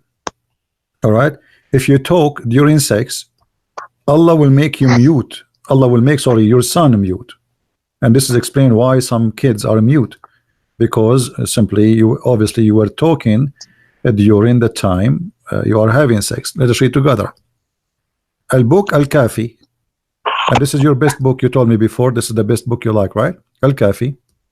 Al-Kafi, yes. Volume number 5, page number 498. All right, it says, let us go down. All right, what is the most time is hated to have sex in, even if it is lawful, which means with your wife? He says between the sunrise and the sun raised, which means like the sun is rising and the sun already is in the sky. That time is forbidden. It's haram. And between the sunset until the last light of the sun is gone, it's haram. It's bad. And then in the day where the sun have an eclipse and the moon have an eclipse, and in the night where there is like a cold air, sorry, dark wind, like, you know, I think this is from the sandstorm, and red wind and yellow wind, which is presenting a dusty storm, cold, hot. In those days you should not have sex. And then he says All right, let us see.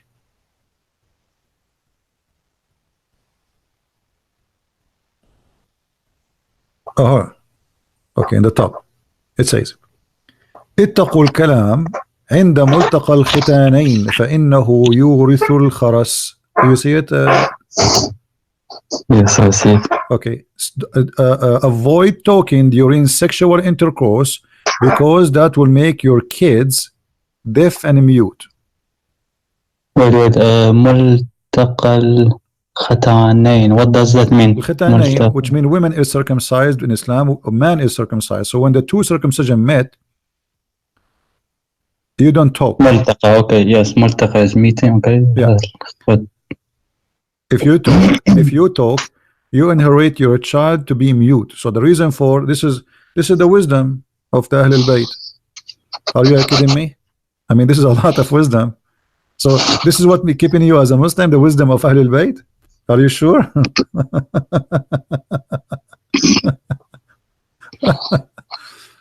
I mean, that's a lot of wisdom, man. I mean, that's really good. but they say like there are thousands of those. Okay, what about Muslims? what I don't know. Okay, you believe in قال علي قال الإمام قال. Okay, you believe in al-Mahdi, right? Yes. Okay. Well, yeah, I don't know, but it is in Shia Islam. There, yeah, it is of the main belief. But. Yeah, but I know. But I mean, the Mahdi, is it true that his fart is like perfume? What? What do you mean what? Is it true that his fart is like a perfume? Why you are laughing? Hold yourself. This is your religion. Come on, show respect, man. This is Biharul Anwar, Al-Allama Al-Majlisi, volume number 25, page number 168. All right. The description about Al-Mahdi, what Al-Mahdi, what he will be. He says that the Imam Ashru Alama, there is two signs of Al-Mahdi. First one, his penis will be circumcised when he was born. So his penis is already circumcised by Allah. And if he fell down in the ground, he will fail in his butt. In his butt. Not in his any side, no, in his butt. Always he fell down in the butt. Like you throw him in the air, he go down in his butt. And when he fell in his butt, right away he say ash-shahada, ash-shahadatain. Right away, he fell in his butt. He say, "La ashhadu la ilaha illallah, no, Ali, blah, blah, blah." Okay, and he never have, or he will never have get dirty from orgasm, which means his orgasm is always pure, and his eyes never sleep, and his his eyes sleep, but his heart never sleep, and he never do yawning, and he never scratch like what like. Stretch his arms, like, you know, he never do that, like, like, you know, tired, like, no. And then he can see what is in the front and what is behind him in the same time. And his like his the effect is like the musk, and the earth always right away swallow it and make it disappear. What do you say? Let us click on English translation so we can translate the page in English. But I know like a Google translation will not really be too much good, but better than nothing. So there is 10 signs of Al-Mahdi, as you see here, and his eyes. Okay, Abu Ja'far, etc. For the 10 signs, he is born with sealed the cleanser. See, the cleanser is circumcised, and if he fall in the ground, he fall in his butt, not his feet. And when he will raise his voice saying the shahada, he does not his eyes sleep, but his heart never sleep. He never do yawning, and he never stretch his body. And what else? And then, and translation is really messed up. So what do you say, my friend, about the wisdom of the Ahlul Bayt? I mean, this is too much wisdom, and you are proud about it. So this is what making you stay as a Muslim?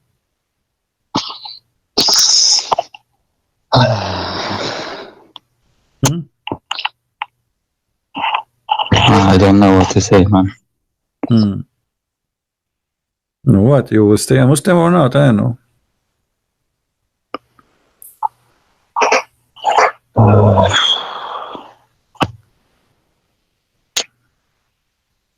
Like, yeah, I've never. This is the first time you. Yeah, I mean, Okay, do you watch? the first was Wasa'il al-Shia, the first book you said. We are quoting from many. The last one, it was from Al-Kafi, I think. Have you ever? Did you watch like those magicians who do things like, you know, make something come from your nose, etc.? Magicians? Did you watch? I have watched sometimes, Okay. like on. This is your favorite book, Usul al-Kafi. Sharh Usul al-Kafi. It's not my favorite book. Well, about al-Kafi, this is explanation for al-Kafi. This exists in the Kafi, but this is explanation for it. It says, the Prophet of Allah, he pray, and when he pray, from his nose came, from his right side, left side of his nose, a bird which is yellow, and it is from the kind of the luctus, and he was bigger than a fly. And this fly go and walk under the throne of Allah, asking Allah for forgiveness.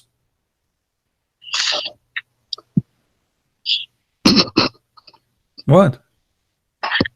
This is a bird coming from the nose of your Prophet Muhammad, and his was yellow.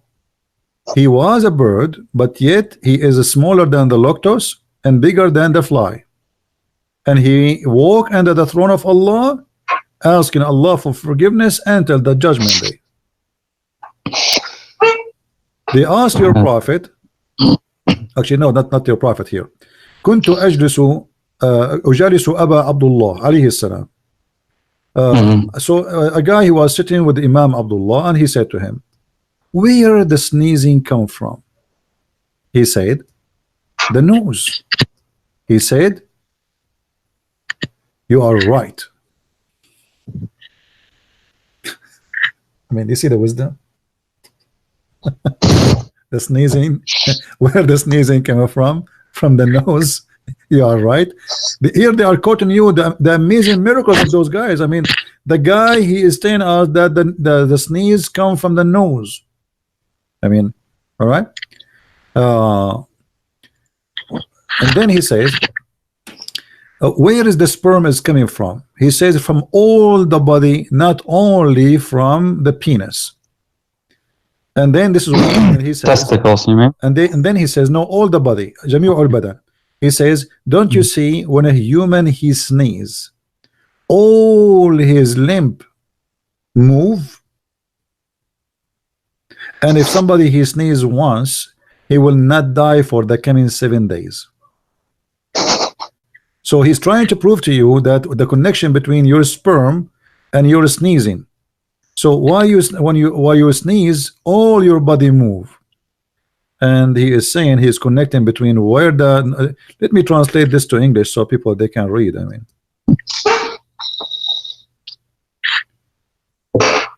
so what do you think? We still Muslims? I don't know what to say to you. This is I asked you why you are staying Muslim until now. You said they have wisdom. Okay, we are reading the wisdom. We want more wisdom? I can give you from now until next year a lot of wisdom. Do you really want more wisdom, or we are done? Well, I don't know what you want. Yeah, I mean, yeah. Okay, how many Allah he have 2 cities in this earth? Is that correct? Or you do not know about this one? 2 cities on Allah the have earth? 2 cities in this earth, one in the east and one in the west. No, I don't know that. This is, we will go to the book you like, Al-Kilani, Al-Kafi. Guys, Al-Kafi is the same as Al-Bukhari for the Sunni, is the same for the Shia. So Al-Kafi is the same as you are reading from Al-Bukhari for the Shia. It is not entirely the same, but close, as I No, know. I mean but same as, because as value. I'm not saying it's the same book. I'm saying it's as a value. The Sunni consider Al-Bukhari the most accurate. The Shia consider Al-Kafi the most to be trusted. yes, okay, that's true. Yeah. And then let us see here. Let us see if we can find this hadith. Hold on. Okay. وإن لله مدينتين إحداهما بالمشرق والأخرى بالمغرب. Allah, He have two cities, one in the east and one in the west. Around them there is a fence from iron, and in every one city there's a 1,000 door, and every city have 70,000 language, and all speak the languages with the everybody inside the city, he speak different language from the other person. And he said, and I know all the languages there. What do you say? Wait, again, there are two This is the Hassan, cities Al-Hassan on this, on this earth, two cities, Okay. one in the west, one in the east, and then there is a fence made from iron, and every city have 1,000 door, and every city have a 70,000 language, and every one of them, and every individual there, he speak language different from the other person. And he said, Al-Hassan, and أنا وأنا أعرف جميع اللغات وما فيهما وما بينهما. And I know all the languages for those two cities and even what is between them. So what do you think about this wisdom?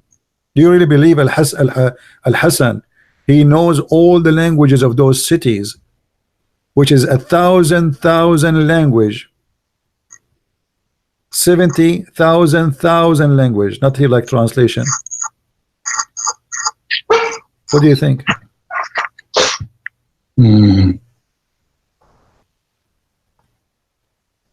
But there's two cities. Where is that? Like meant one city on in the the earth, east, or one city, yeah, in the earth, but nobody knows where. You know, fabrication, stupidity. because Speaking to naive people at that time, and people they it only says two cities. God, no, Allah has two cities. Allah has two cities. One of them in the Mashriq, which means in the east, and the other one in the west, not Morocco. This is stupid translation. Yeah, Maghreb, Okay, yeah. Maghreb. In the west. They have a wall made of iron, and each of them has a 1,000 door, and every one of them have 70,000 languages, not 1,000 language. I know all the languages in it and what is between those two cities. So the whole language of the words, Al-Hussein, Al-Hassan, he know it. What do you say? Yeah, this one reminds me of another, like someone asked Imam al-Hussein, how many hair do I have? And then he I can answer your question easy. This is easy. Ask me the question. How many hair you have? I know. He knew like how many. Imam al-Hussein, he said, yeah, I you know have too. so Tell me, many. ask me the same question. Okay, you have 4 billion hair. Prove me wrong. I mean, Yeah, okay. how many hair I have? I mean, those stories obviously is nothing but fabrication. I mean, I feel sorry for the Shia. You know, I mean, they are naive people, deceived, and they believe that this is always true. I mean, isn't it always? This is really crazy. But I don't know, man. Like there is a sheikh. They say he is so knowledgeable. You know, he has listen. He has read all the Shia books, and he can debate everyone. You know, but Who? Who's that? But he doesn't do that because he says, you know, let him come and debate me. What about your prophet? Your prophet, he put his tongue inside the mouth of Hassan al-Hussein, sorry. You told me about that last time, yes. Like he fed him with, okay. Yeah, this is Al-Kafi. No, not last time I told you about his finger. Last time, the prophet, he put his finger in the tongue of Al-Hussein, and each time he sucked his finger, Al-Hussein do not need food for 3 days. This one, in the book of Ibham, right? Is thumb or? Yeah, he's put his finger, it doesn't matter, a finger. And then, yes. But here, the prophet, he put his tongue inside the mouth of Al-Hussein and he sucked it. He sucked the tongue of Al-Hussein. And he cut from it. Which means he like Al-Hussein, I think what they mean by here, it's like the Hussein is fitted by the tongue of the prophet, but just by sucking each other tongues, Al-Hussein, he got his food. What do you think? What is it? What is that? This is in Al-Kafi. This is Al-Kafi. I think in value number 1. Let me try to find it. Hold on.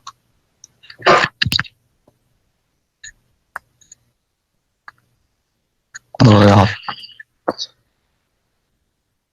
Praise to the internet then, yeah, we can find everything so easily. Huh? Yeah, well, the internet for sure. If you want to find this if you want to find this in books, it's going to take forever to open pages and flip. Yeah. I don't have them actually. Al-Kafi is 6 volumes, as I know, and Bihar al-Anwar is 100 or so. Yeah. Very big. Yeah. Let us see where it says that.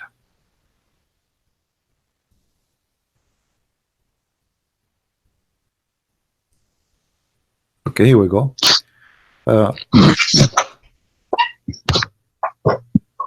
كان يؤتى بالحسين فيلقمه لسانه فيمصه فيجتزئ به ولم يرتضع من أنثى. Reference 38. Let's click at 38. 38 is راجع Al-Kafi. You see the reference? Al-Kafi, page number 387. The book of Al-Kafi, page number 387, and the book of Al-Manaqib li Ibn Shahr, Ashub, variant number 4, page number 50, and Al-Bihar, variant number 43, page number 245, Tafsir Nur al-Thaqalain, page number 5, variant number 5, page number 12, what Tafsir al-Burhan, the one you like, page number 4, page number 173.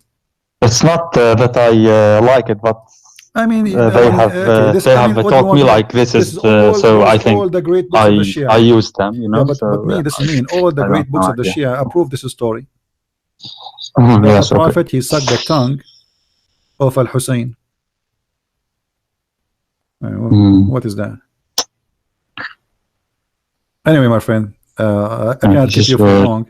Thank you for calling, and maybe next time you will decide to leave Islam. I will leave it for you. I cannot push you harder. You know, it's up to you. You want to leave, you want to stay, it's up to you. Yeah. So what? You want to stay? You think you are staying for tonight, a Muslim? I don't know, man. I feel sad. Like what? Yeah. Well, that's not right, but I don't know what. Say what? I mean, be honest with yourself. Is that something really you believe in? No. Okay, so what? Are you going to say I'm out of Islam today?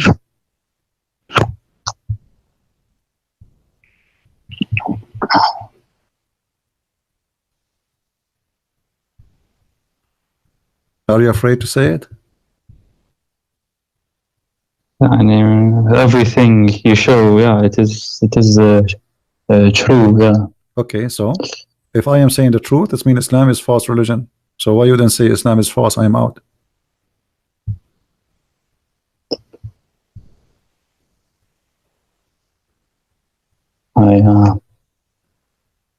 don't know, man. I just told you how many hair you I have. feel sad. Don't feel sad. It's okay. I mean, all of us, we go through things in our life, and better fix it than sorry forever. Now you can fix it. Just okay, but denounce Islam. Say I'm out of this cult.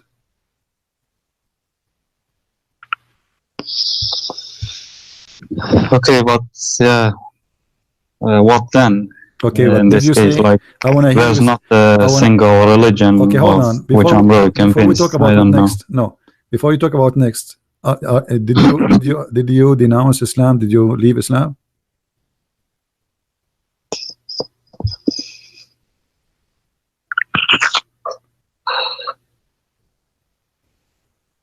I don't know, man. I'm scared of hell. Like everything you show, it is true. I can't deny it.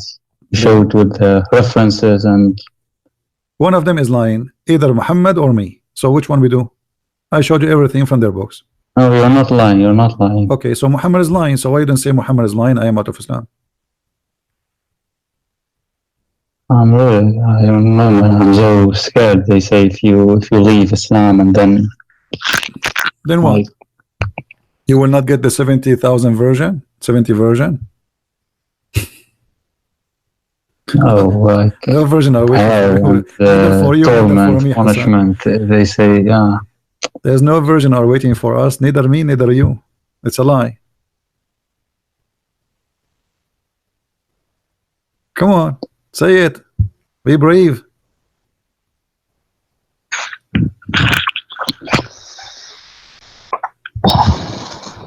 Okay, let me think once. Wait. Are we out of Islam? I can tell you are out of Islam. Why you don't say it? I can tell. You just told me you are saying the truth.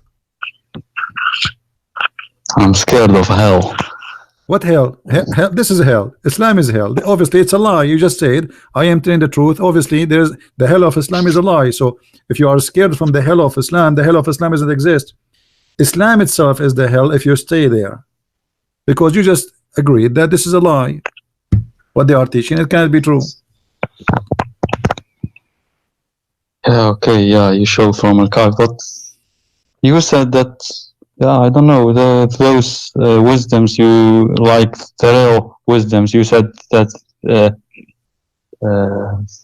they came many years after Nahj al-Balagha and such books. It doesn't matter if they Also are, Shia if they claim, are said, but if yeah. they are said by the leader of the Shia or they are fabrication. At the end of the day, you are believing in a false religion. Because if the God of Islam, he wanted you to believe in those stories, why he allowed even those things to happen? Remember, we showed you the Quran saying that if Allah wants somebody to go astray, nobody can guide him, and nobody will go astray unless Allah wants him to go astray. So why Allah want you to go astray and follow the Shia or Sunni? Allah is the devil.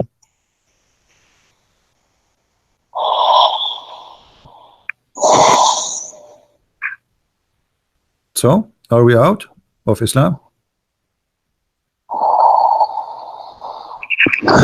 Okay, yeah. Yeah, you're out of Islam?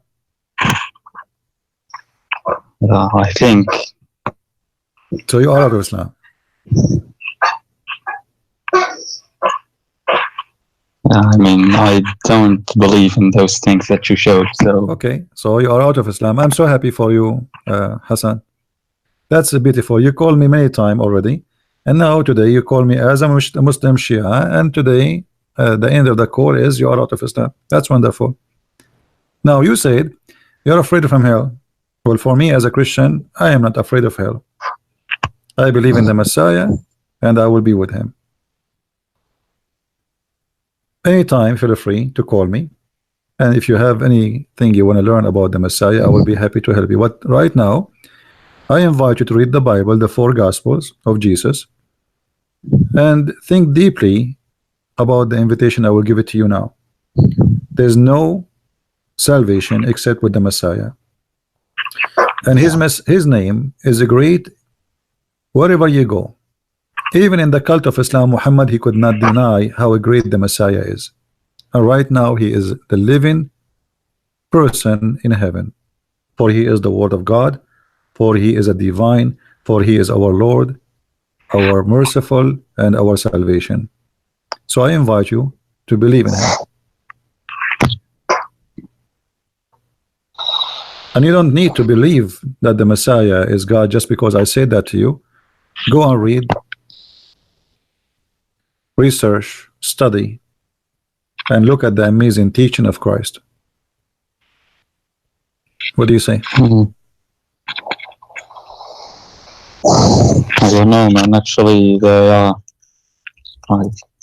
I don't know. Nothing makes sense for me right now. Like, there's not a single religion that makes sense.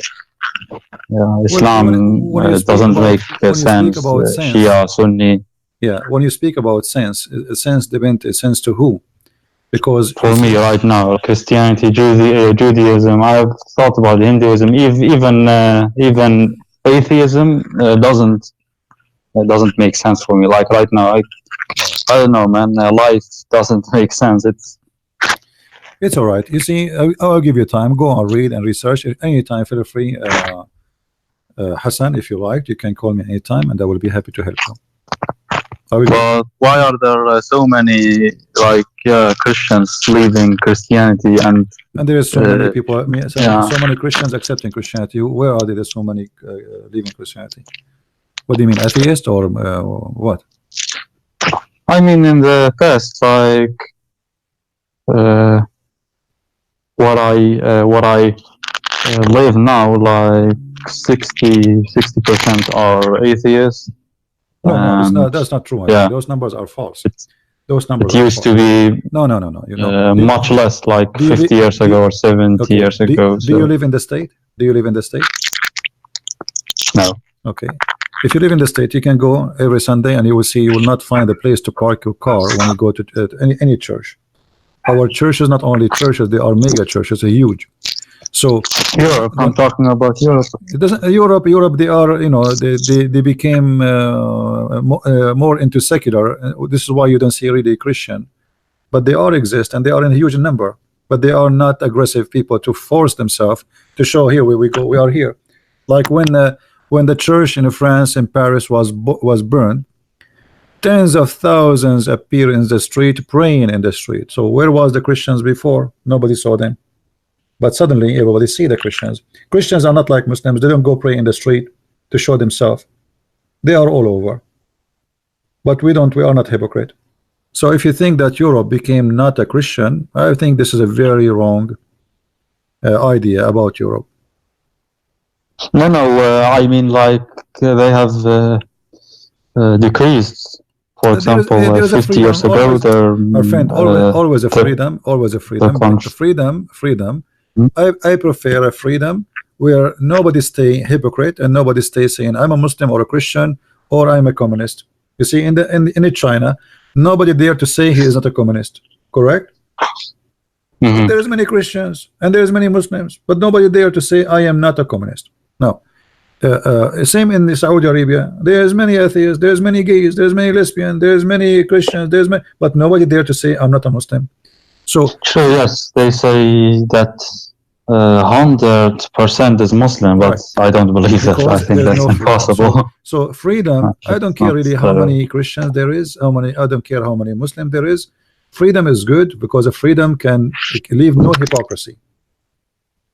That's true, yes, but I don't know, maybe I have watched also too much videos. Let us say that all the world became atheist or Muslim, and I'm the only Christian. That will not make me wrong. Yes. This is not. I agree. Right now, we are the biggest believe in this earth as a Christians by number, the biggest at all. That will not prove that the Christianity is right still. So number doesn't mean nothing. Number mean nothing. What I agree, but I mean, of Jesus, yeah, I don't know. In the time of Jesus, for example, there was only 12 apostles. Only 12. Jesus and 12 apostles. Does that mean Jesus was wrong? No. So this is not really what make believe wrong or right. It is the belief itself, the value of it, and the proof of it.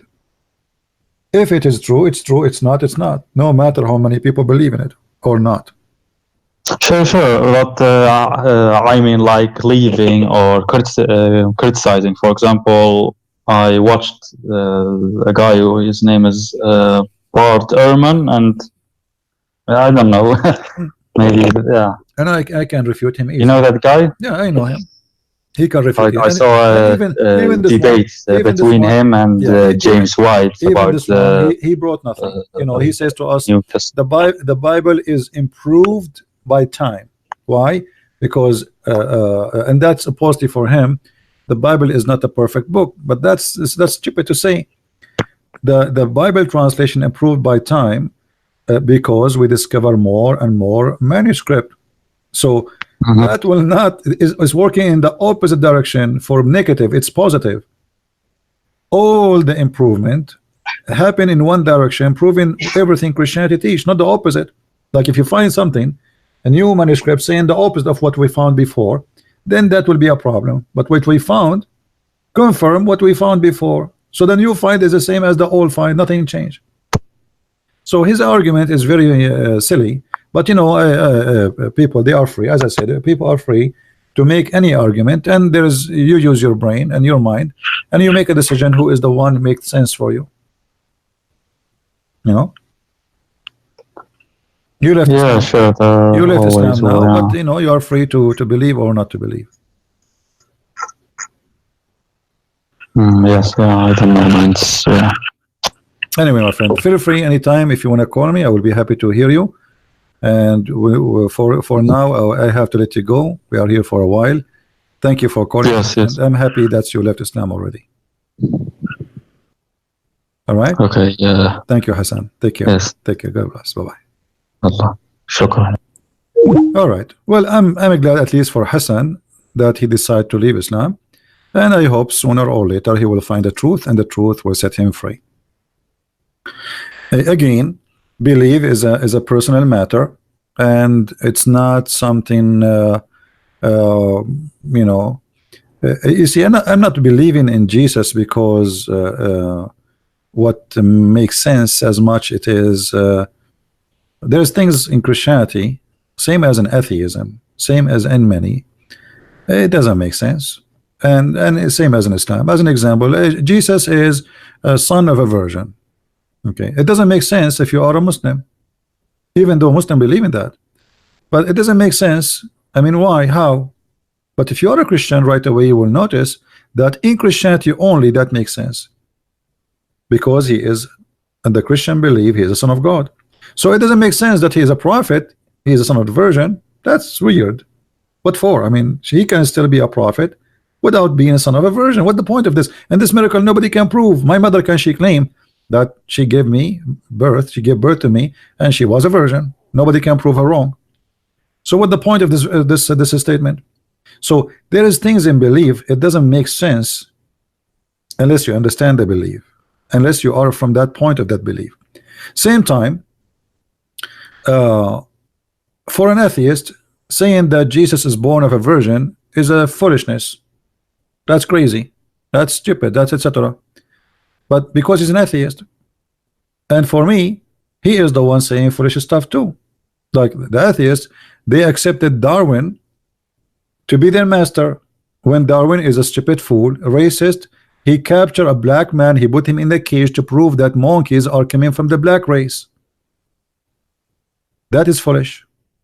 So for him, he thinks Christianity is foolish. For me, I believe that not only his belief is foolish, it is dangerous. It is racist.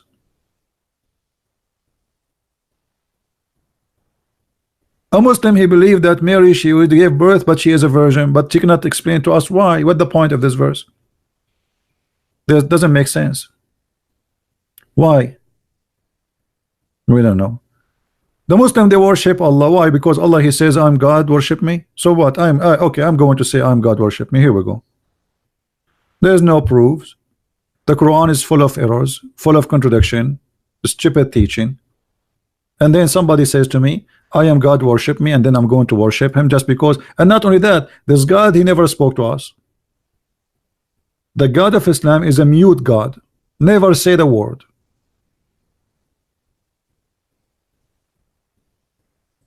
So how we can believe? And believe in what? Believe in a God we never met, we never saw, we never heard of? Believe in God who told us that if you kiss a black stone, that will forgive your sin? Believe in God who do not know how the earth is created? He says crazy stuff in his Quran.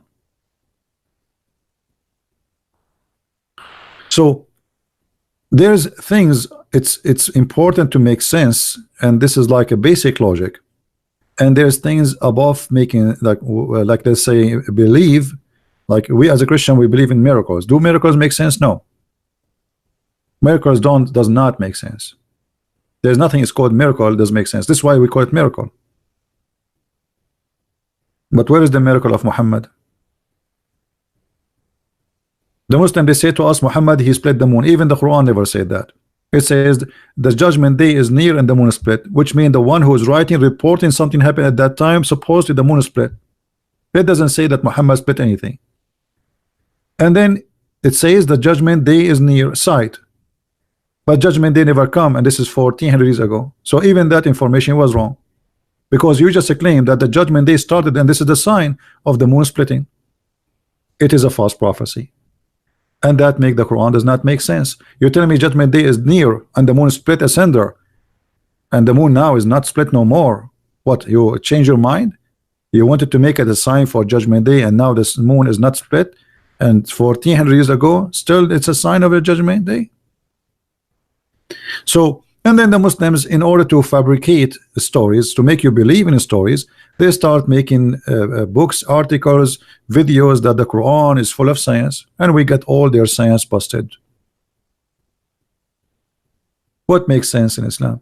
So we need to make it clear that there's many things does not make sense in our life, even when we speak about science.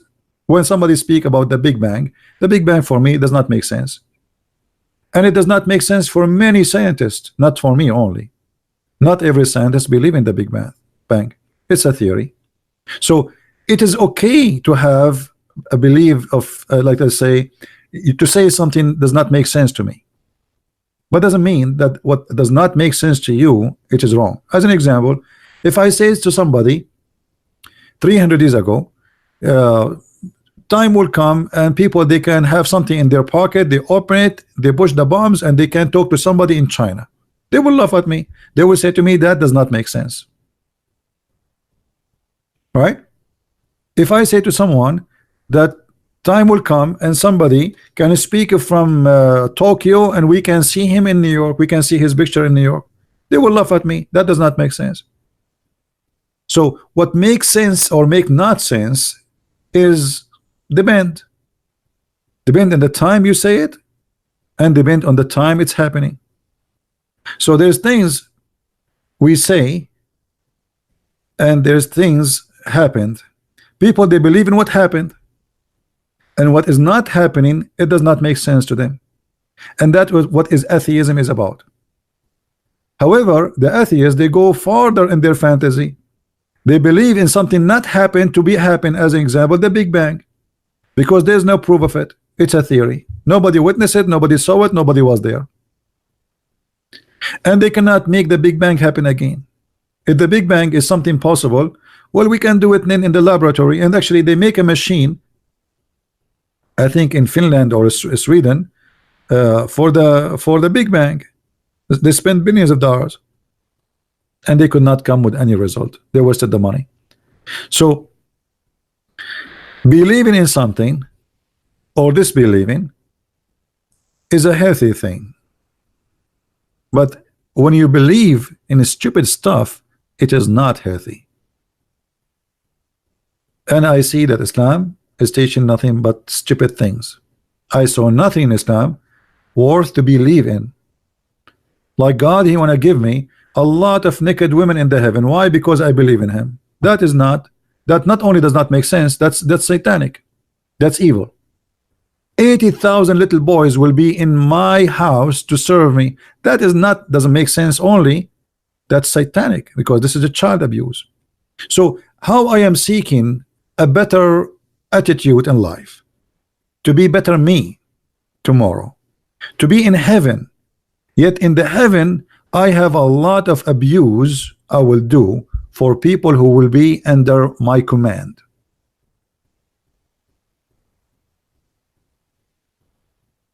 Right?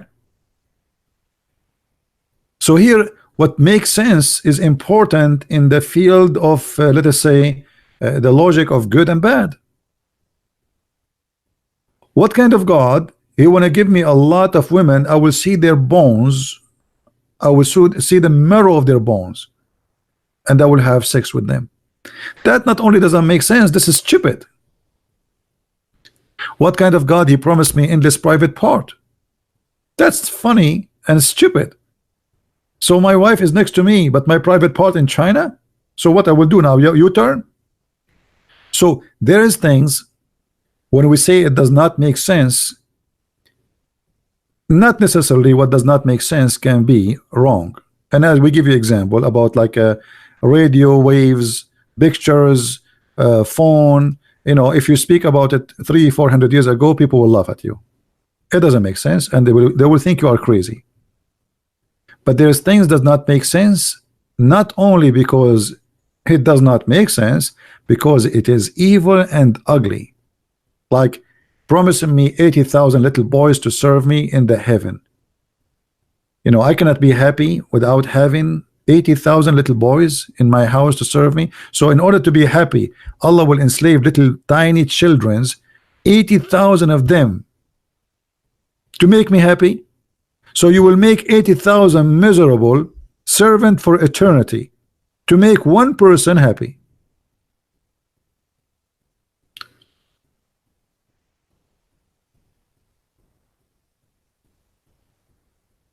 You know what I mean, Muslims?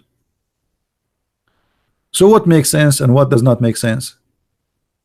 When a person, he says to me, he went to the top of the seventh heaven and he found a tree, and he found under the tree where is the rivers of Euphrates and the Nile River coming from heaven. And then he says to me that he was up in the sky. Well, that's not only does not make sense, that it proving that he is a liar. You see, I can say things does not make sense about understanding the universe because I am limited as a human being and I do not know really. You know, I can say to you, like, let us say somebody he think the earth is a flat. Oh, okay, well, I mean, I give him excuse because he is not capable of seeing the earth from far away to see how it look like. I understand. But somebody claimed that he went to heaven, he went to the sky, the seventh sky, not only in the sky, like the end of the world. And then he found in the sky the Nile River and the Euphrates and Shihan and Jihan, and those are rivers of paradise. Not only this does not make sense, it's proven to me that he is a liar.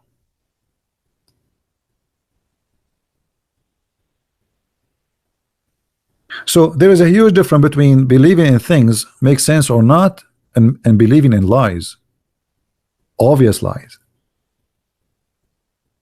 A prophet who claimed that he was very weak in sexual relationship, and then God he sent him a dish of kebab, he ate it and he got the power of 40 men. This is not only does not make sense, this is stupid, because how the Muslim they say to us that if Allah wants something to happen, he say B is going to happen, and then Allah, in order to fix the private part of Muhammad, he have to cook and send the cook with the angel, pizza delivery. Allah he knows everything, but Allah he know nothing in the same time.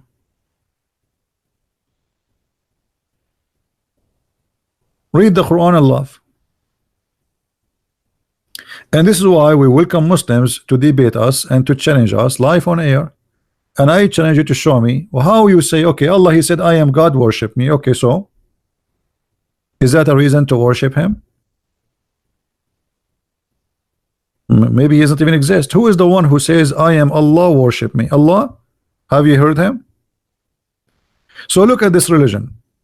One guy, no witnesses. His name is Muhammad. He never saw Allah. He never heard Allah. He witnessed to Allah, and nobody witnessed to him. and yet we have to believe in him. The Quran says in a silly case as writing like borrowing money, we have to get at least 2 witnesses. In the case of adultery, we have to get 4 witnesses.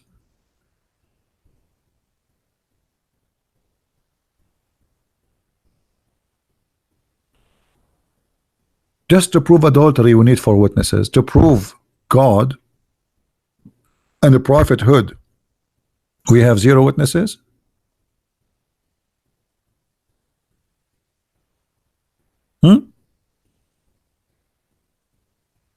Which one is more important? And by the way, like the verse in the front of us about 4 witnesses for adultery, additionally prove that Muhammad cannot be a prophet, because he said, and excuse my language, the 4 witnesses, they have to see the private part of the male going in the private part of the female. That's impossible. So if a woman and man having sex but yet they are covering themselves, even if you have 4 witnesses and they saw not that part going in and out, there's no proof. And if you accuse the man or the woman of adultery in Islam and you could not see that, the prophet will whip your back. He will punish you. So imagine you enter your house, you find your wife naked in the top of a man having sex with him. Now it's time for you to call your friends. You have to find 4 friends, and they have to come and they have to look and see the private part of the guy getting in and out. And the guy will wait for you. He will say, call 4 friends, call 4 friends, I will wait for you. And when they come, he do it slowly so they can see and they can witness.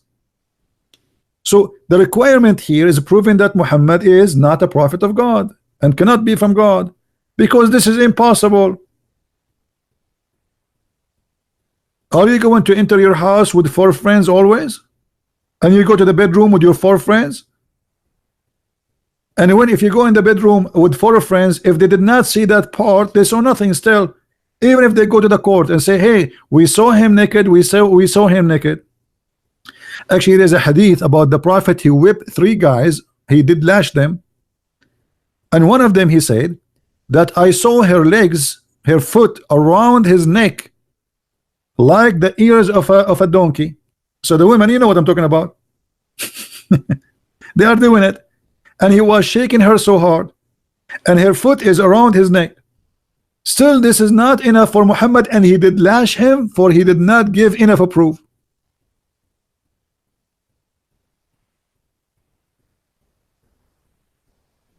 So how we can prove adultery in Islam?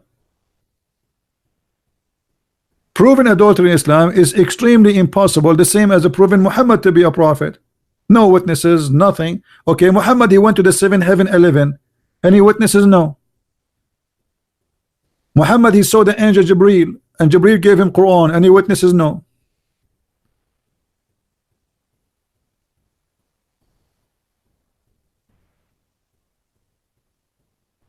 Even the prophet wife, she was accused of adultery. Muhammad, he changed the law from 2 witnesses to 4 witnesses just for his sake.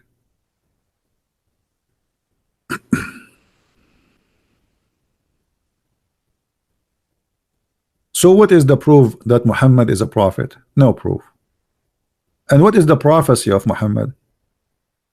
The Muslim, they come with tons of funny prophecies. As an example, they say to you, the prophet, he prophesied that the Roman, they will win the war in a few years.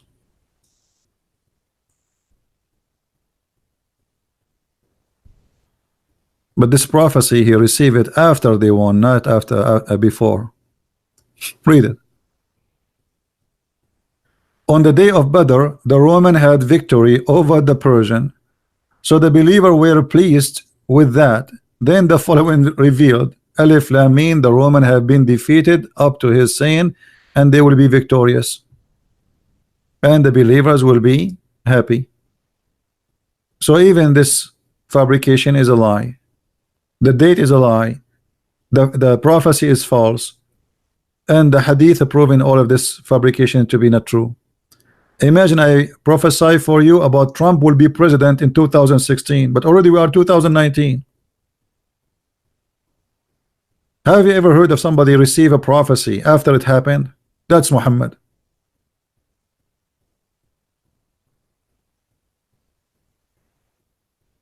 That is Muhammad.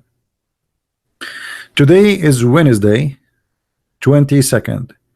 Tomorrow and the day after, I'm going to take a break from going live on air. So we will go back in a Friday, if you don't mind, guys, because I'm getting really headache from speaking for long. It's too much every day. So I will take 2 days break, and we will be back on Friday. All right, and please don't forget to subscribe and join us when we go live on air, and keep your activation, I mean your notification on, so you can receive. And always you can, if you like, you have a video and you lost it, you can go to Patreon and you will find the updated link, which means before I delete the video here in my page, I post in my Patreon a link of one of you who posted my video on his channel. All right, and don't forget to subscribe to those who they are posting my videos again somewhere, and give them thanks. All right, so we are happy today that today our time was not wasted. We have Mr. Hassan, who is Shia. He decided to leave Islam, and actually the Lord is blessing us with many Muslims leaving Islam every day. There is some they call live on air and they leave Islam, and there's many they don't want to be live on air, and I speak to them and they leave Islam. And you know, I understand why, because many of them, they are they are afraid. Like now, I believe Hassan, he was afraid to say he's out of Islam because Islam is a gang religion. He will be worried about his safety, you know. So we pray that he will be fine and nobody will harm him in any way, regardless if he became a Christian or not. We don't want anyone to be harmed. And one of the proofs actually that Islam is a very bad cult is the violence. Violence is a very clear proof of weakness. And somebody don't want to be a Muslim, why you want to kill him? They say to us that Islam bring no compulsion in religion, which is an abrogated verse, is not true, and it's a fabrication. They quote for us something you do not know, that the Quran have something called abrogation, which means those verses are not valid no more, not valid. So they quote for you a verse which Muhammad, when he was weak, Muhammad is a diplomat, the same as Erdogan. Erdogan, when before he was elected, he signed a paper says, my party will never talk about religion, my party is not religious, my party have nothing to do with Islam, my party is a liberal, my party is an atheist.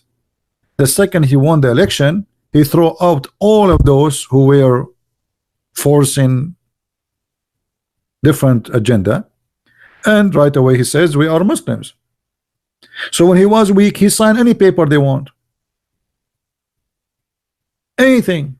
He is not a Muslim, he will not practice Islam, he made a promise, his party is liberal, his party is an atheist, his party far away from Islam. And the second they took over the country, nobody can win again. And when he lost the election in Istanbul, he asked for redoing election again, which means you will never win with him. Each time you win somewhere, he will say we will redo it again until he corrupt the election and he is the only winner. That's exactly the Islamic gang system. And since Muhammad, he took over with his party in the Middle East, who can throw him away? Since the mullahs in Iran took this, they say, look how funny the Islamic cult work. They say to you, as an example, in Iran we have democracy, we have election, but they will not tell you that election in Iran is election for a bunch of mullahs. There's a 5-6 mullahs. The big mullah, he elect them, he choose, okay, you can go, you can go, you can go. Anyone is not from the mullahs, their gang, he will not be in the election. So where is the freedom? So whoever you choose what the mullah, the big mullah choose already. So the big mullah, he says, okay, Rouhani, you can be go for election so people can elect you. Ahmed Mirza, what his name, the guy, the funny guy, the one who said Iran have 0 gays, Ahmadinejad. So the big mullah, the big sheikh, he chose a bunch of guys from his own gang organization, Islamic organization, and they say to the population, you have to choose one of those. And supposedly this is democracy.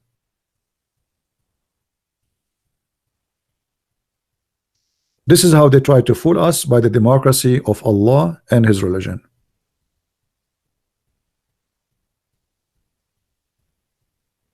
That is not the democracy and have nothing to do with it. And if you take your hijab off, they beat you, they take you to jail. If you say I don't want to be a Muslim, they execute you. Yet they claim that they have democracy. Just 3 days ago, 50 or 60 women, they were having like a fashion whatever thing occasion. They arrest them all for fashion. Anyway, if women cannot do fashion, who is going to do fashion? Well, that's the enemy of Allah, fashion. The enemy of Allah, Allah himself will die from fashion. And those poor women, like, they are not showing their panties. I mean, it's not a fashion for bikini. You know, it's normal clothes. They arrest them. A woman, she's singing in the street, like in Saudi Arabia. A little girl, she is 17, 16 years old. She sang a song when she was on a trip, taking a selfie.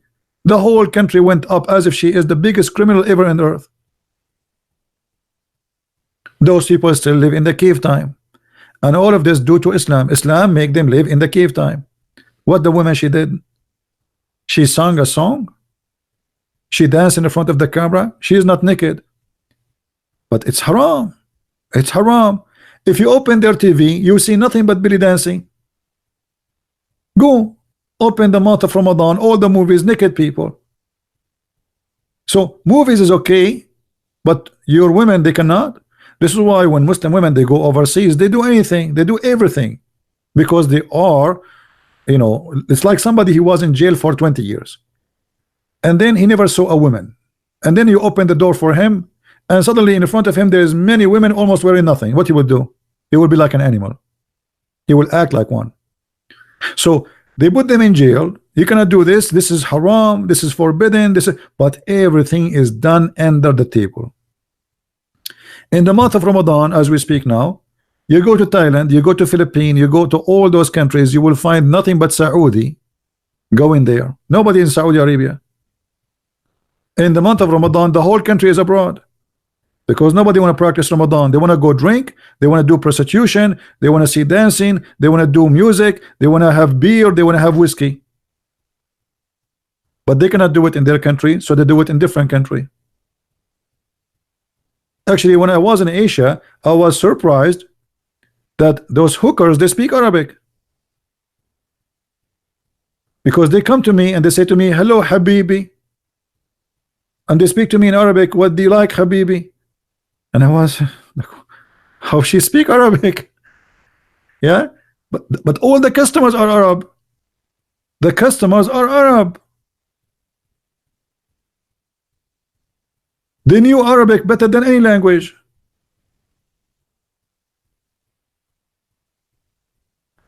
The night clubs, that's everything, you know. It's, and the funny, you will find a restaurant says halal food, and next to it there's nightclub.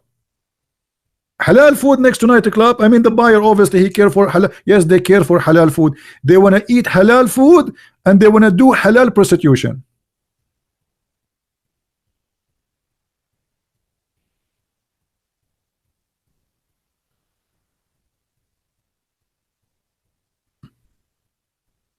So there's things make sense and there's things does not make sense. Islam not only does not make sense, Islam is crazy, violent cult.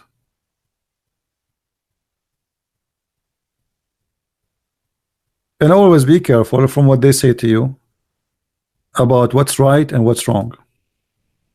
Especially those liberals who try always to present Islam as a good religion. They speak of what they don't know, and many of them, they take the side of Islam just because you are a Christian, you are conservative, okay, we will believe in whatever you believe against you. You like the cross, we will take it down. You like the Bible, we will take it from the hotels. You don't like Islam, we will support Islam. This is the whole idea of the agenda of the liberals and those like in America, like Democrat. They are against anything you believe in. Anything. It doesn't matter what it is. If you say Islam is good, they will say Islam is wrong.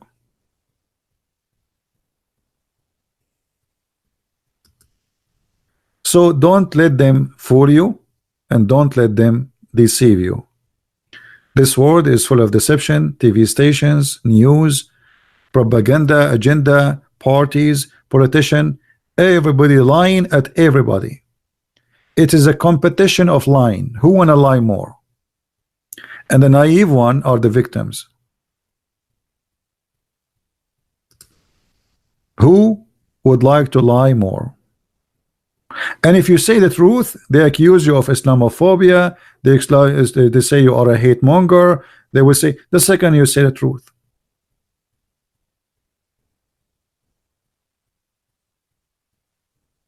All right.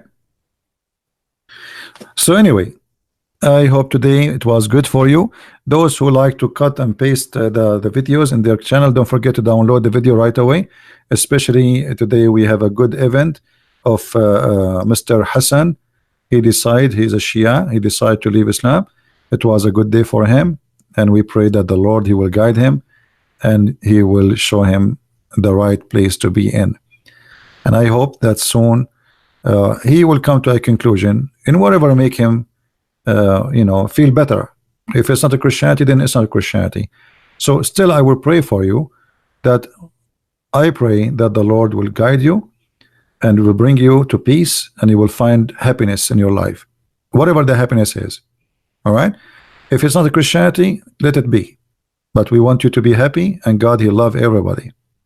So I advise you to be with the one who loves you, not the one who wants you to love him, and the return, it will give you some women. Our Lord, he loves you as you are, for he made you the way you are. All what he's asking you for, he said, knock at my door and I will open for you. That's all. Knock at my door, and his door is always ready to be open for you. Thank you guys for being here. May the Lord bless you, and I will see you soon again. Remember, I will take 2 days off, tomorrow and the day after, and I will be back in Friday, same time, 3:30 p.m. and maybe in the weekend we'll do it too, but earlier, so those who live in Asia, they can join us. Thank you. Christ is Lord. Islam is false. See you soon. Bye-bye.